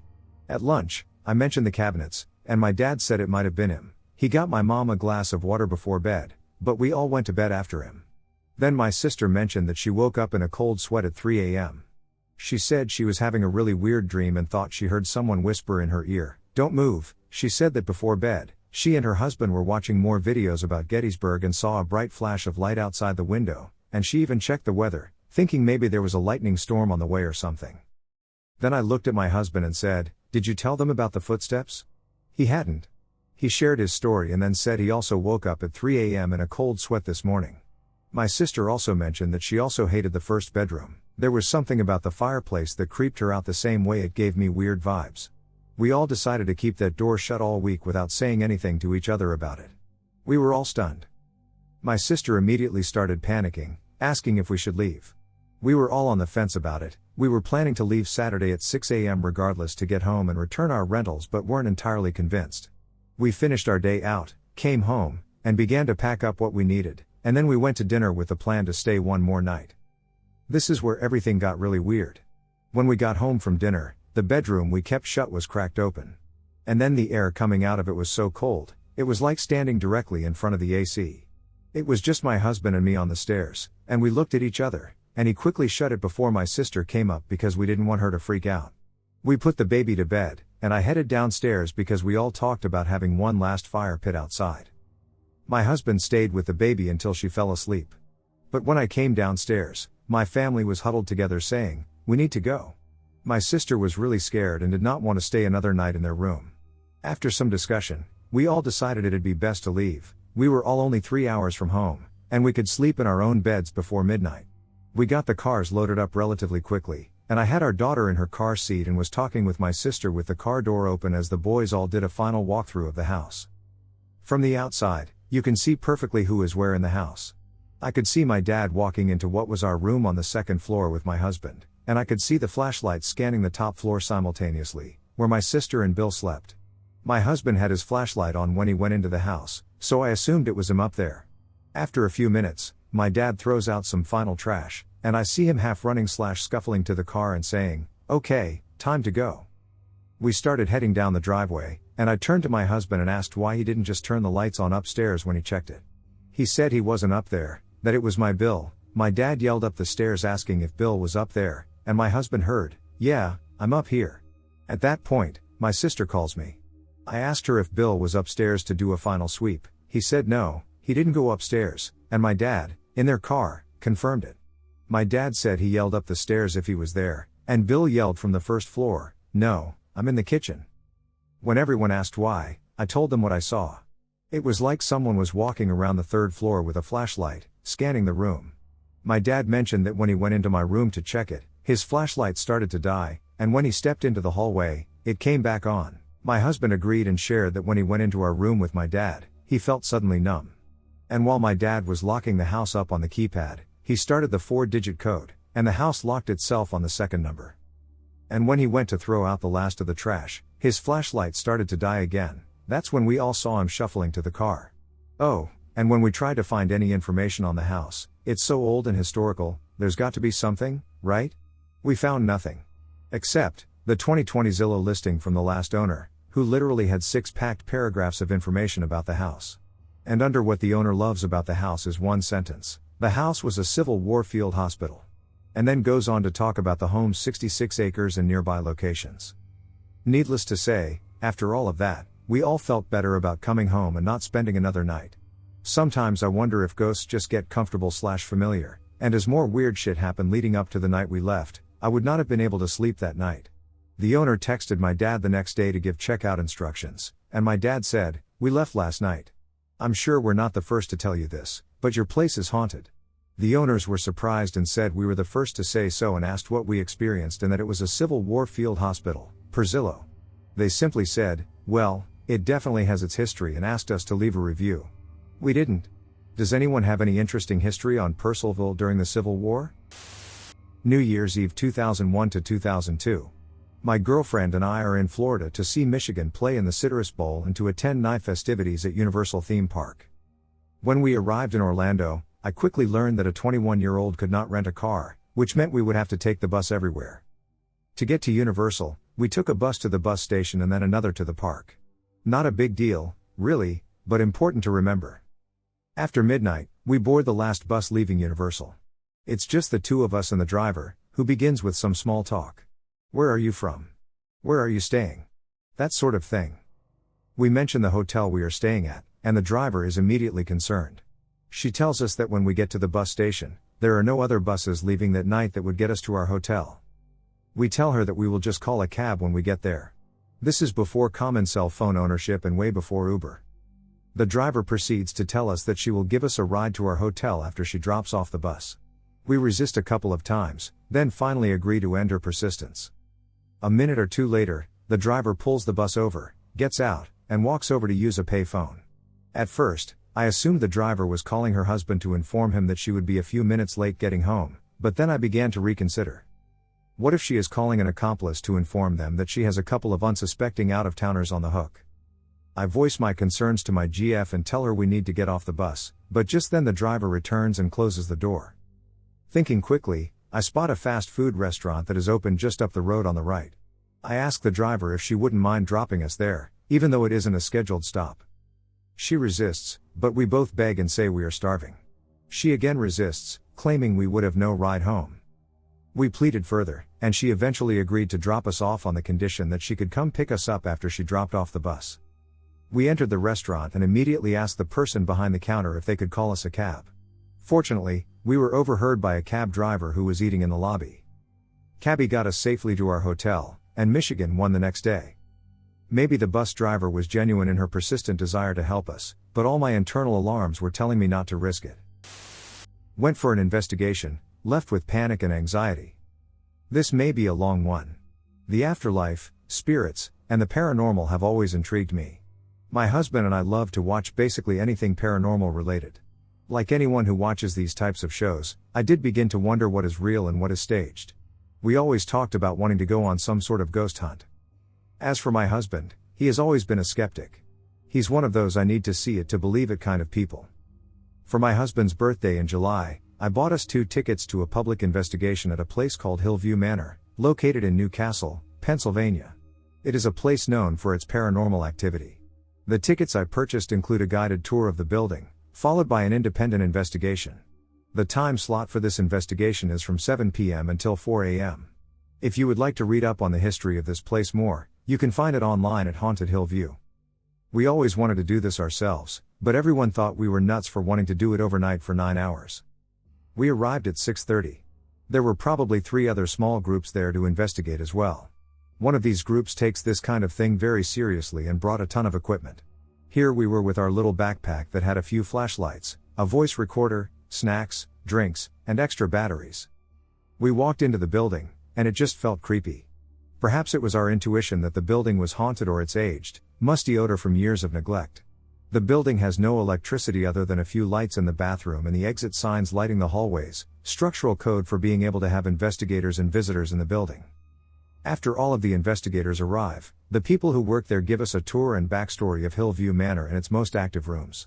This building has 3 floors, long hallways, and many, many rooms, as it was once used as a home for the elderly, poor, and crazy. Not only were there self-endings and murders, but also many other stories about the residents and activity throughout the property. During the tour, my husband realized he did not care for the 3rd floor. He didn't really have a reason for it, he just didn't like the way it made him feel. With him being a skeptic, I found this quite amusing. I didn't witness anything out of the ordinary while we walked around with the tour guides. I asked my husband if he saw or felt anything, and he said he would tell me after the tour. After we were finished with the walkthrough of the building, my husband pulled me aside and said that during the tour, he kept feeling like something was touching him on his arm. It happened once in one of the rooms and again in the chapel. He said it felt almost like cobwebs rubbing his arm, but every time he went to grab it to pull it away, nothing was there. This creeped him out a bit. After everyone regrouped in the front room, we were able to start investigating on our own. We've never done this before, so we walked off, just the two of us with a voice recorder, flashlights, and EMP in hand, acting like we knew what we were doing. We went to the third floor, which my husband didn't want to do, but I thought we should just get it over with while it was still light out. We didn't last long up there. Like I said, my husband just did not care for it. After leaving the third floor, we visited other rooms in another portion of the building and tried to record a few sessions. We never experienced anything the entire time. I did a lot of the talking.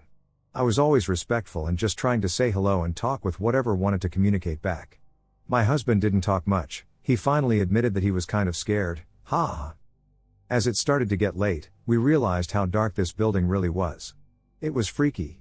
We usually aren't afraid of the dark, but when you're thrown into a setting that is supposed to have spirits and paranormal activity, you panic a little bit. To shorten this up, I'm going to fast forward a little.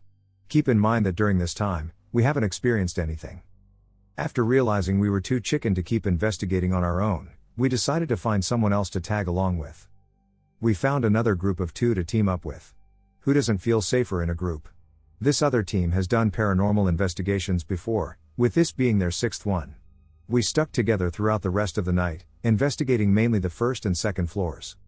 Around 11 p.m., we end up in the atrium on the first floor. This is where the residents would hang out, play the organ or checkers, or watch TV. We held an EVP session for a while in there and decided to move on since we weren't getting much. At this point, I was getting kind of bored because I hadn't seen, heard, or felt one damn thing all night. We walked out of the atrium and down the hallway. They call this area 1 North. From what I have read, and I'm not sure how true this statement is, it was the combative unit. One of the tour guides acknowledged during the tour that she didn't enjoy the aisle or section of the corridor that was the furthest from the atrium. She just gets a bad feeling there. It is a hallway with patient rooms and a nurse's station. We stopped at the nurse's station to record for a little bit. Nothing.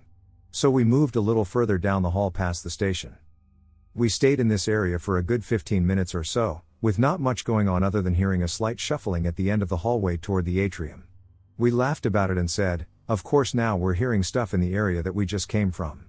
At this point, we turned all of our devices off and got ready to move on. Mike, one of the others we had met up with, needed to charge his cell phone, so he knelt down to pull a portable charger out of his bag. Here is where shit hit the fan.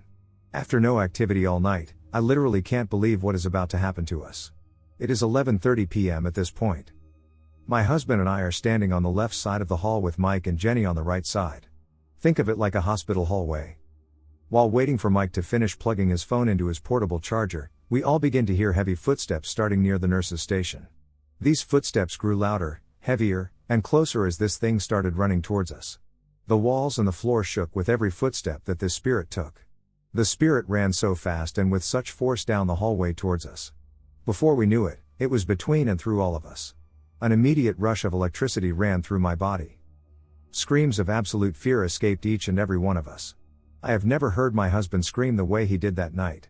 He's a tough guy, so to hear him get startled by anything was crazy to me.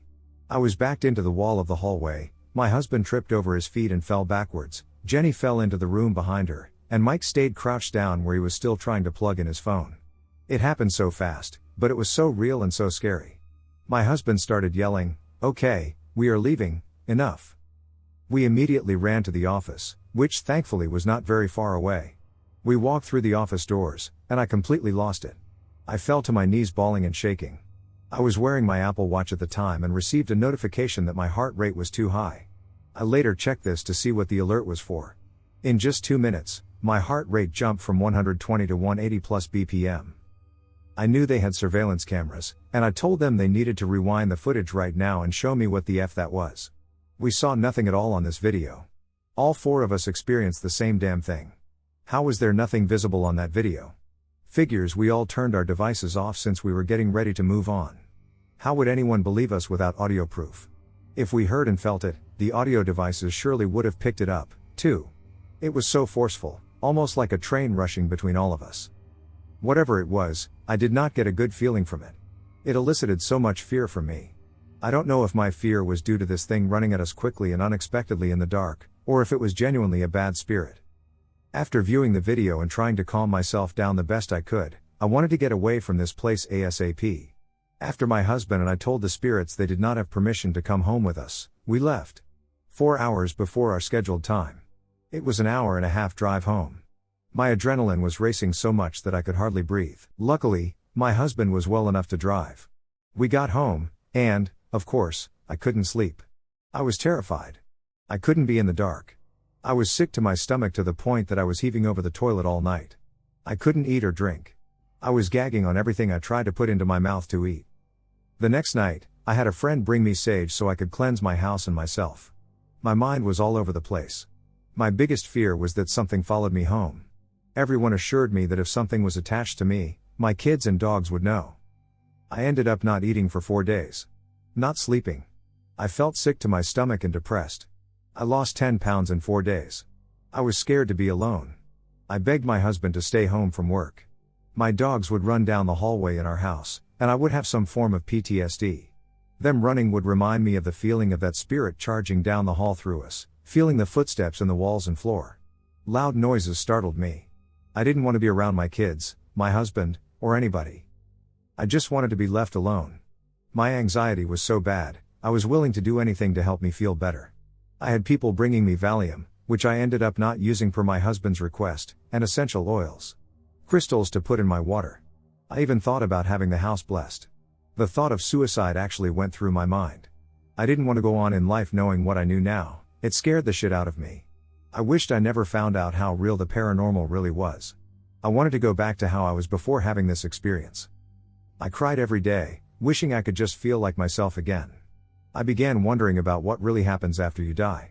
If spirits were real, who was to say heaven, hell, God, the devil, aliens, and UFOs, for that matter, weren't real, too? I would lie in bed wide awake all night, freaking myself out while listening to every creak of my settling home, mad at my husband for being able to sleep so soundly while I was unable to sleep until I felt safe enough after the sun came up. I did a lot of reading on the internet after this incident. I figured out that what I was suffering from was severe panic and anxiety due to trauma. Some people experience trauma after a car accident, a natural disaster, or an intruder. But this was my trauma. A paranormal experience. Sounds crazy, right? How would I have ever been able to go talk to someone if I needed it without sounding nuts? Fast forward 3 months, and here I am. Almost normal again. Still afraid of the dark, I won't lie. I panic if I'm left in the dark too long while I'm searching for a light switch. Like I'm going to see or feel something or someone until I get the lights on. I am finally, and thankfully, sleeping through the night. It took me a while to get to where I am, but I am so thankful that I am healing with every day that passes. I totally respect the spirit world even more than I did before, and I will never barge into their space again. To this day, I still can't believe how severely the experience messed me up. How sick it made me afterwards. I am forever going to wonder why this spirit chose our group that night. Why was I the only one that felt the way I did after this experience? Who was it, and what was their purpose? The staff members at that location were very intrigued, stating that nothing like this has ever occurred during the numerous visits and investigations conducted there. I will be curious to find out if it ever happens again. I am surfing a fairly secluded reef break offshore across a channel. This place is in a very southern state of Australia. Overcast weather, but a still, amazing day for the waves. I was surfing with only one other guy, we were trading waves and getting to know each other in between sets. I asked what he did for a living, and he was a marine biologist. We'd both recently moved to the area and were new to surfing it as well. Despite it being extremely good surf, after 40 minutes he says, "I don't like this, something feels off. I feel like I'm being watched, like I'm bait." I didn't want to leave as it was excellent surf, but this guy was a marine biologist, so I took his instinct as a sign to play it safe. We paddled back across the deep channel together as quickly as we could without panicking and walked the 15-minute trek back to the car park, talking shit the whole way. I got his mobile number for future surfs together, given how small town it is here and not knowing anyone. We noticed a 15-foot inflatable boat pull up near the reef and hang around for a bit without much thought. Later that night while looking at my social media, I read about 3 fishermen at the same location we were at that morning, at the same time, in their boat. As they pulled up to check their cray pots on the beach side of the reef, They were circled twice by a great white shark that was as big as their boat. That guy most likely saved me from a horrible experience that day. I messaged him with the link to the Facebook page with the comments regarding their experience. Chills ran through my body for a good 20 minutes. He was adamant he felt the presence of something, and he was right. True encounters with a demon. I used to be a skeptic when it comes to things of the paranormal. However, having lived through some pretty horrific experiences myself, I am now a true believer. What I am about to share with you are some real events and not fictional in the least. This is why I mention no names. I want to protect those who have been affected by all this and their privacy. I get chills just recounting these encounters. To preface, I am a 45-year-old male. My demonic encounter started when I moved into my first apartment in the summer of 1992. I was 20 at the time. Unfortunately, my demonic encounter lasted for nearly 8 years before I could finally get rid of it for good. Here are the most terrifying incidents that happened over that 8-year period. Now on to my story. I had moved to Casper, Wyoming, a town about 55 miles from where I graduated from high school that year. A friend of mine turned me on to a cute 2-bedroom apartment on Elm Street. Yes, I did say Elm Street, folks. The apartment was the basement floor of a 2-story house that has been converted into 2 apartments. My friend had recently moved into the main floor apartment and suggested my boyfriend at the time, and I took the bottom unit. It was an ideal situation since we all worked at the same mall at the time. It was mid-June, and there was no air conditioning in the apartment at the time, so as you can well imagine, it was pretty flipping hot in that apartment. I was in the middle of painting the master bedroom when I decided to take a break from the fumes and the heat and headed to the kitchen to get a tall glass of iced tea and have a quick smoke. Now keep in mind I was the only one in the apartment at the time, as my boyfriend was working. If I recall, it was around 11 p.m., and he was not due home until after 1 a.m. or around there. After finishing my smoke, I headed back to the bedroom to finish painting. As I walked back into the room, every hair on my entire body stood on end.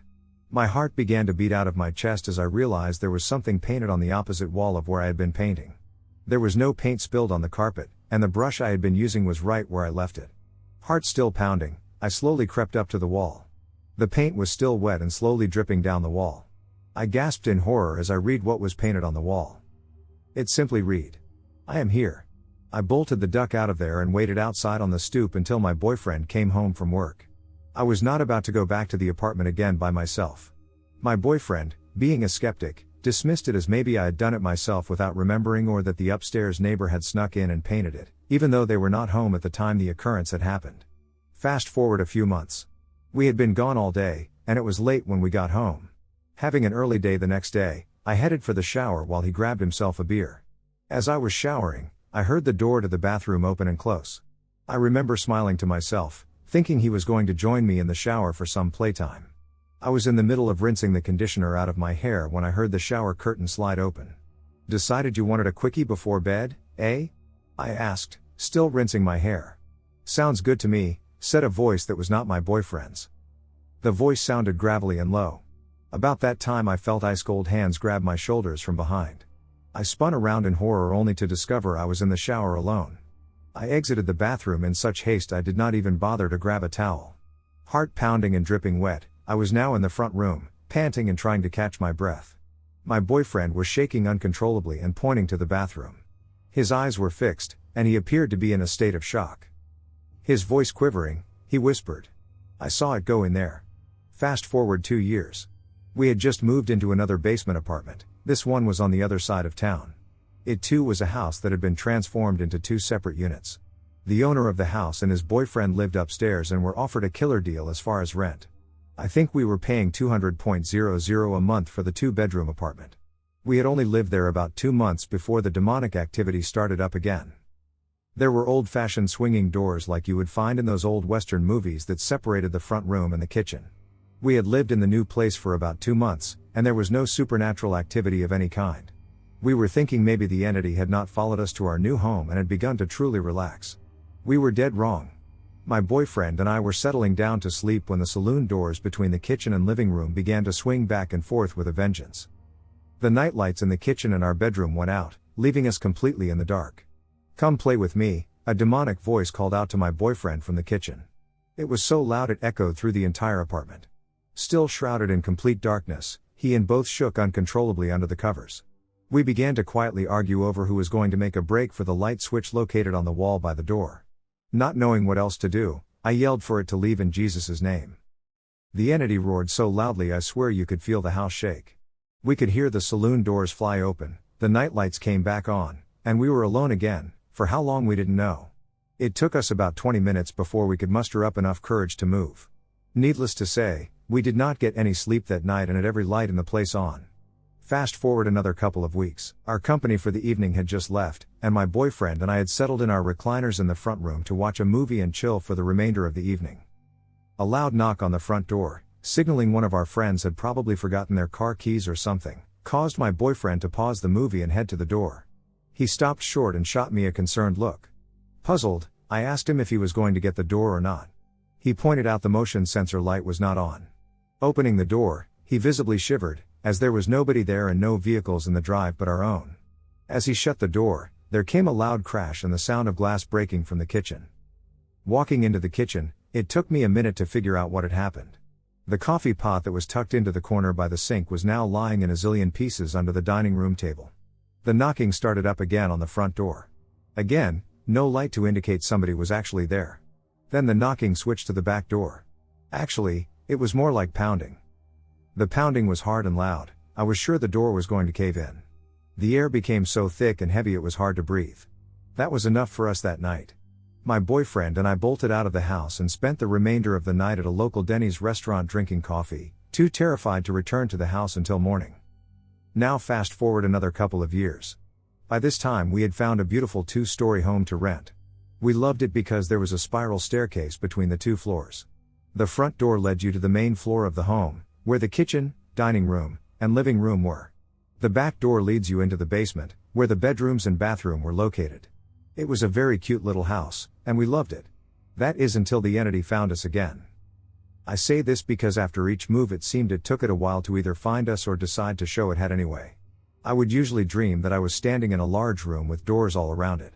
In the dream, all the doors would all start slamming shut one at a time as I ran from door to door trying to escape. As the last one would slam shut, the room would fill with demonic laughter, which is how I knew it had found us again. The night after having this dream, my husband and I were downstairs in our bedroom putting our laundry away when we heard my mother hollering down to us from the top of the stairs for us to come up and visit with her. We shot one another a confused look because my mother lived about 55 miles away and never came over without calling first. That and both the front and back doors were locked. Thinking maybe my mom had made a copy of our house key, and of course not wanting to be rude, I headed upstairs to visit, with my boyfriend hot on my heels. As I approached the top of the stairs, I could see the front door was still locked, and there was no sign of my mom anywhere. The temperature in the living room had dropped drastically, causing me to shiver. As I moved into the living room, my boyfriend walked to the front door, opened it, and confirmed that no car was in the driveway.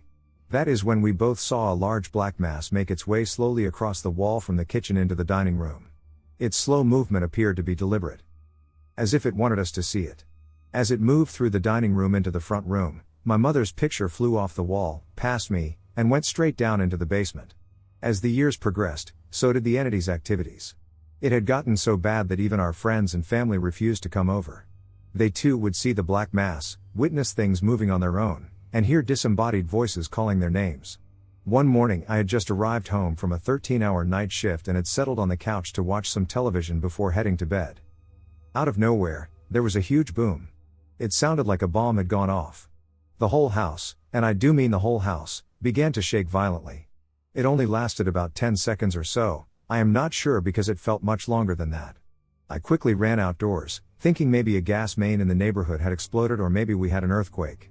All was calm and still, no one else seemed to even be aware that something major had just happened. As I was on the phone to the police department reporting what had just happened, my boyfriend and my brother, who had stayed the night in our guest room, came tearing upstairs in a panic. Their faces were pale white, and you could see they were truly terrified. The police assured me that nobody else had reported anything and that maybe it was just my house settling. My brother said the house shook so violently it shook him right out of bed onto the floor. I knew then that it was the demon, and it was time to try to rid ourselves of it once and for all. I had several ministers, priests, and mediums come to my house. The mediums were at least more helpful. The religious men were too afraid to do anything at all and simply said, "Pray," and left. I finally found a minister who specialized in deliverance ministry. She was well versed in dealing with demonic activity and getting rid of it. She was able to ascertain the demon's name, which gave her power over it, or Jesus, whatever. She told me it was not her exorcising the demon but rather the power and the blood of Jesus.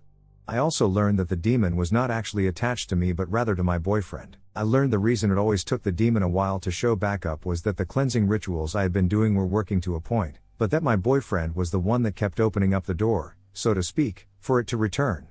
I was not aware of it at the time, but he had not only been dabbling with witchcraft, but he was also meeting strangers in the graveyard for getting physical since the cops heavily patrolled the city parks. They were once a hot spot for random hookups and drug use. Needless to say, I was able to finally rid myself of the demon and my boyfriend. Unfortunately for him, the demon followed him, and his life quickly fell apart. He got into drugs, alcohol, and worse. He passed away last year unexpectedly. We remained friends over the years and would talk on the phone or text. I spoke to him a week before his death, and he had told me he was still being tormented by the demon. I have no idea what actually happened to my ex. It has all been kind of kept hush-hush. I just pray that he is at peace now. My daughter and I just came home from our trip to VA, where we had booked an Airbnb for 6 nights. We left after the 3rd night. The host had the typical Southern hospitality personality, but something was off that first night. The door code used was a string of 7 numbers that she had memorized but was nearly impossible for me to remember. I ended up locking us out upon arrival and unloading and had to walk over to the host's home to request the code again. She welcomed us into our home and then began asking questions. However, she let it be known the questions were directed at my daughter, 8, and I should remain silent. That set off alarm bells there. Also upon arrival, the host had mentioned that we should close the curtains to the house even though it's a safe place, because we are 2 girls. Mind you, there were no other homes around, as it was a huge private property. We walked back over to where we were staying and re-entered the premises. That first night I kept hearing what sounded like a large bug with a hard shell continuously flying into the mini split in the bedroom. However, after 18 hours of travel, I was too tired to care. The second night was a different story. The bathroom attached to the room on the 2nd floor kept having a metallic tinkering noise while we were in bed. My daughter thankfully slept through it. However, I kept experiencing anxiety and feeling unsettled. I tried to tell myself I was just exhausted still and feeling anxious about traveling. During the 2 days we came and left, a fan I left on was turned off every time we arrived back. There was a small extendable mirror, the only mirror, in the bathroom that one could also tilt up and down. The mirror kept being tilted down towards a child's level.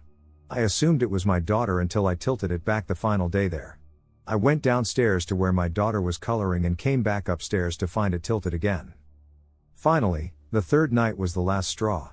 After feeling for those prior days that we were constantly being watched, my daughter went to take a shower and said to me, "I am closing the bathroom door so the lightning bugs can't watch me." My daughter is very extroverted and attached to me. She never wants the bathroom door closed when showering. Her comment let me know she, too, felt something but didn't have words to explain it. We finally went to bed, and she fell asleep fast. However, I once again couldn't sleep because of anxiety and began experiencing panic attacks, which I am not prone to. Then the noises began, only worse than the prior 2 nights. The metallic tinkering noise in the bathroom grew louder and faster. I tried to tell myself it was a mouse. However, I have slept in cabins with mice, and they leave droppings, make squeaks, and you can hear them scurry. None of that happened. Then I heard what sounded like someone tinkering with the items left on the bathroom counter, and it sounded like they dropped a glass. Next, I heard the closet door across from the bed open, but my suitcases were in the way, and I heard the door hit them. These noises went on for hours. Everything inside me told me to run, protect my daughter, and get out ASAP. The next morning, I went into the bathroom, and there were a child's muddy footprints coming out of the shower and onto a white towel laid in front of the shower. It was not there the night before. I tried to explain it away, but I couldn't. My daughter had not played in any mud any of those days, and even if she had, there would have been muddy footprints from the front door where we took our shoes off. I immediately began packing our bags to never return again. After 2 nights of not returning, the host messaged me and offered an additional night free on her. Obviously, I declined. It took me several days to shake the feeling of this experience. It was so scary that I may never stay in an Airbnb again. We never should have done this job. This story comes from a man in North Carolina. I picked up a job doing HVAC, heating and air, installations right after high school. I enjoyed the job, more so the people I worked with every day, as we were all like-minded, didn't want to be here, and just wanted to go home to our families or, in my case, my dog. Not long after I graduated, my dad gave me an ultimatum: go to school or get a job, either way, you're not living off of me and my house anymore. I knew it was coming. All my life he'd been saying things like, when you're done with school, you're out of here, or you're going to be living like I did, independent and struggling to survive. My father had a rough life as a kid. His parents abandoned him, leaving him to his grandparents to raise. According to my dad, he would have much rather have been left on the street, and that's about as much as he would tell me. Anyways, my mother wasn't around, as I'm sure she couldn't stand my dad early into their relationship, about 9 months exactly. You can connect the dots. It was about a year and a half into my career, and I was learning pretty damn fast, climbing the ladder from apprentice to being assigned to a designated crew in no time. I was paired with a guy named James. A good man that struggled with his moral compass, sometimes dealing with a split family and one of his own. The job in question started just like every other day: go to the office, pick up the equipment for the day, chit-chat with the other guys, and head to the job. It was a nice neighborhood, which was a relief, as the area we live in is 50-50 whether or not you're going to be jumped or tipped for your work. The house stuck out like a sore thumb, with overgrown grass, a decayed roof, destroyed decor in the yard, cracked concrete in the driveway from tree roots growing under it, trees forming a vegetated tunnel over the driveway, and a detached garage that looked as if it hadn't been touched in 20 years. James looked at me. Of course we get the one shitty house. Something felt off, I thought. Maybe their house broke, and they can't afford anything other than the house payments and pulled a loan for this job. I wasn't sure, and it didn't matter. We were here to do a job, get paid, and go home. Now something that stood out to me immediately was the windows were completely black, not a tinted black but solid black, with no light in or out. I stayed at the truck as James greeted the homeowner. I look over at him as he knocked on the door, and within seconds she answered but wouldn't open the door but maybe 4 or 5 inches, according to James. He came back to the truck and had an odd look on his face, one of confusion or disgust, I couldn't tell. She said to meet her around back, he said. This home was built on a very heavy grade, meaning the basement was a full size and easily accessible through a normal man door. James went around, and I began getting tool bags to carry around. As I walked around the corner, I noticed that there was music coming from the detached garage. Maybe someone's in there working on a car or something, I thought. I sat James' tool bag down by the AC unit and went inside. Immediately I got a chill down my spine. It felt cold and eerie, and there was a musty mildew smell that just filled up every corner of this basement. James had a scrunched up nose and squinted eyes, obviously displaying disgust. The homeowner just went upstairs as I walked in, as I could hear her going up the steps. The basement was separated into 2 parts, a garage-type area where I was working with a wall cutting it in half from the other side of the door, and a full wall separated the garage area from the living room area, which we'll get to in a little. I looked over at James as I sat my bag down and asked softly, "Don't you have the creeps about this place?" He looked at me and just nodded and went outside. It was time to start tearing everything out. Everything was going smoothly. I had already put the new furnace in its place and started attaching ductwork. There was a small fluorescent light that illuminated my workspace. Other than that, it was dark. I couldn't see past the light when I turned around, making the backdrop of the light completely black, making me feel as if I were in an interrogation room. I tried my best to stay focused. I went to cut a high voltage wire, and bam, sparks flew, and I jumped out of my skin. I could have sworn I turned all the breakers off. How could I have gotten the wires out of the old one without turning the breaker off? I mumbled. Because I tripped the breaker, the one light I had turned off. I shot up and went to reset the main breaker. I flipped the breaker, and the light came on, and as I turned around, I froze. The homeowner was right there. This was the first time I saw her. She was pale, with absolutely no color to her skin, around 5 feet tall, in her early 80s maybe, and had wrinkly old skin that folded around her elbows and face like a Shar-Pei. All I could get out was hi. She scared the absolute shit out of me. She didn't say a word. She was hunched over a little and just looked at me, her eyes almost black. She grinned a little and turned away and went back upstairs. She made no sound as she walked, almost as if her feet weren't touching the ground. It spooked me. I had to take a break. I walked up to the van and sat down. "You good, bro?" James asked. "Yeah, I got to meet our customer." He just looked at me, eyes widened. "She's weird, isn't she?" he asked. I just raised my eyebrows in acknowledgement.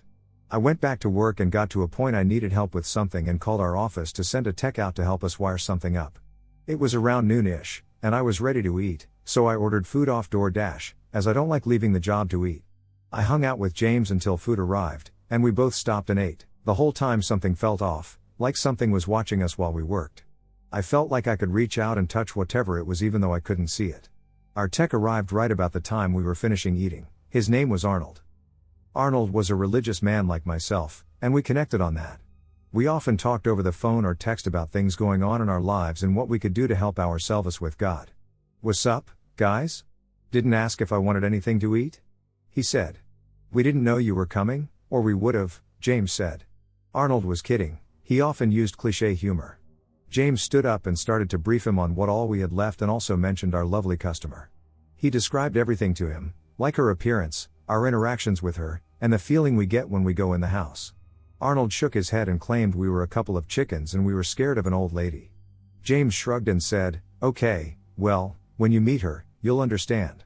Up until this point she only spoke once, as far as I'm aware, and it was to James at the front door. I went inside to grab something, I think my wallet, I can't remember, but something, and came out pretty quick. Arnold looked at James and me and said, "Let's get this done. I've got a couple of other calls after this." As soon as we stepped inside, something wasn't right. James led and looked down. Our tool bags were sitting by the door, perfectly packed and closed.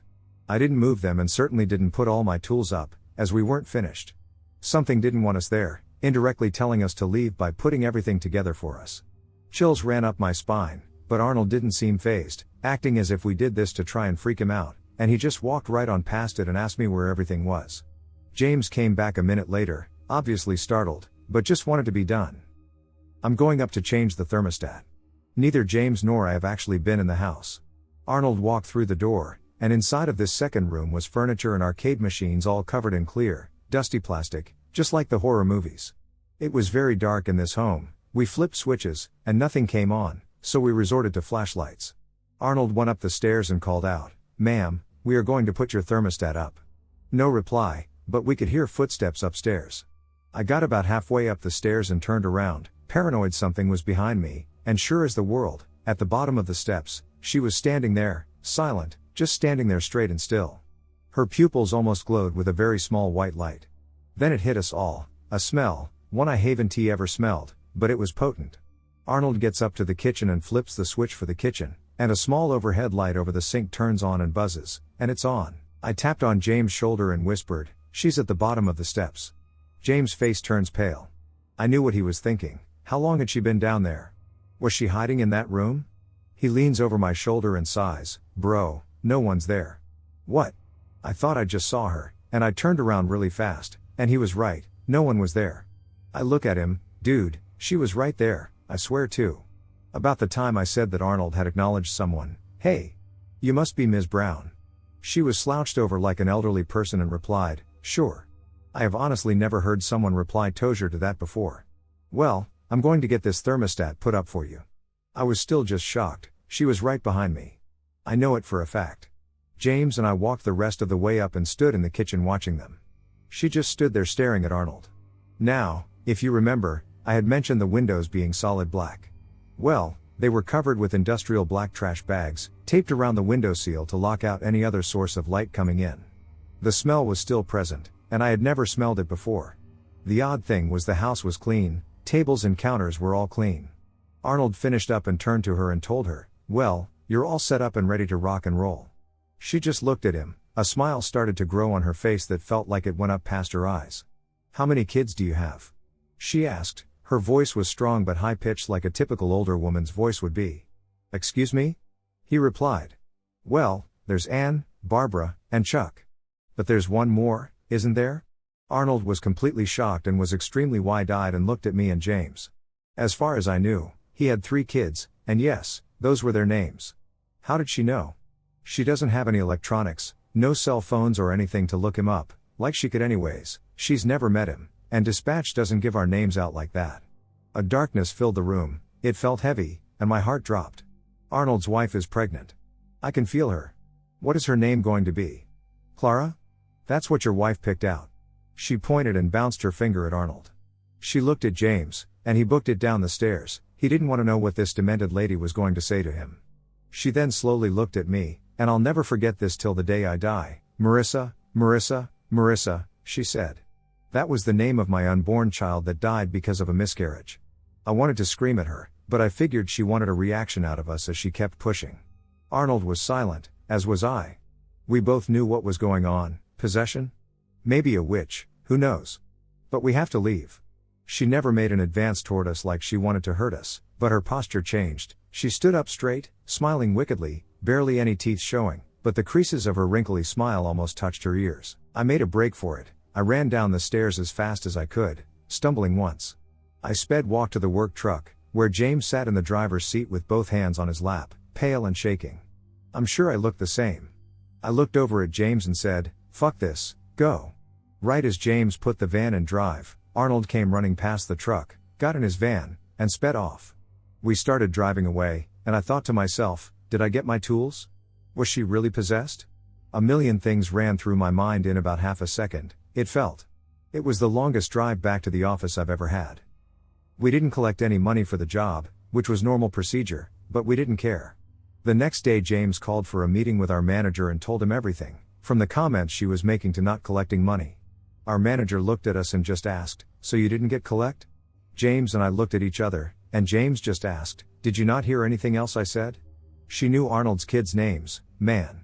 He laid back in his cushy office chair and just said, "We'll have collections call her and finish it up, please just collect next time." Everything we had to deal with just felt like nothing to him. I suppose it did sound extreme and off the wall, especially to someone that doesn't really have any religious or spiritual views. We heard nothing about her after that, no confirmation the money was collected, nothing. James and I are still good friends today, but Arnold, well, he quit about 3 weeks after, stating that he wasn't cut out for this trade anymore even though he had 15 years of experience. Arnold and I talk on occasion, but not about that day. I still see her sometimes in my thoughts or my nightmares. I'm still at the same company, but no one talks about this, just James and I.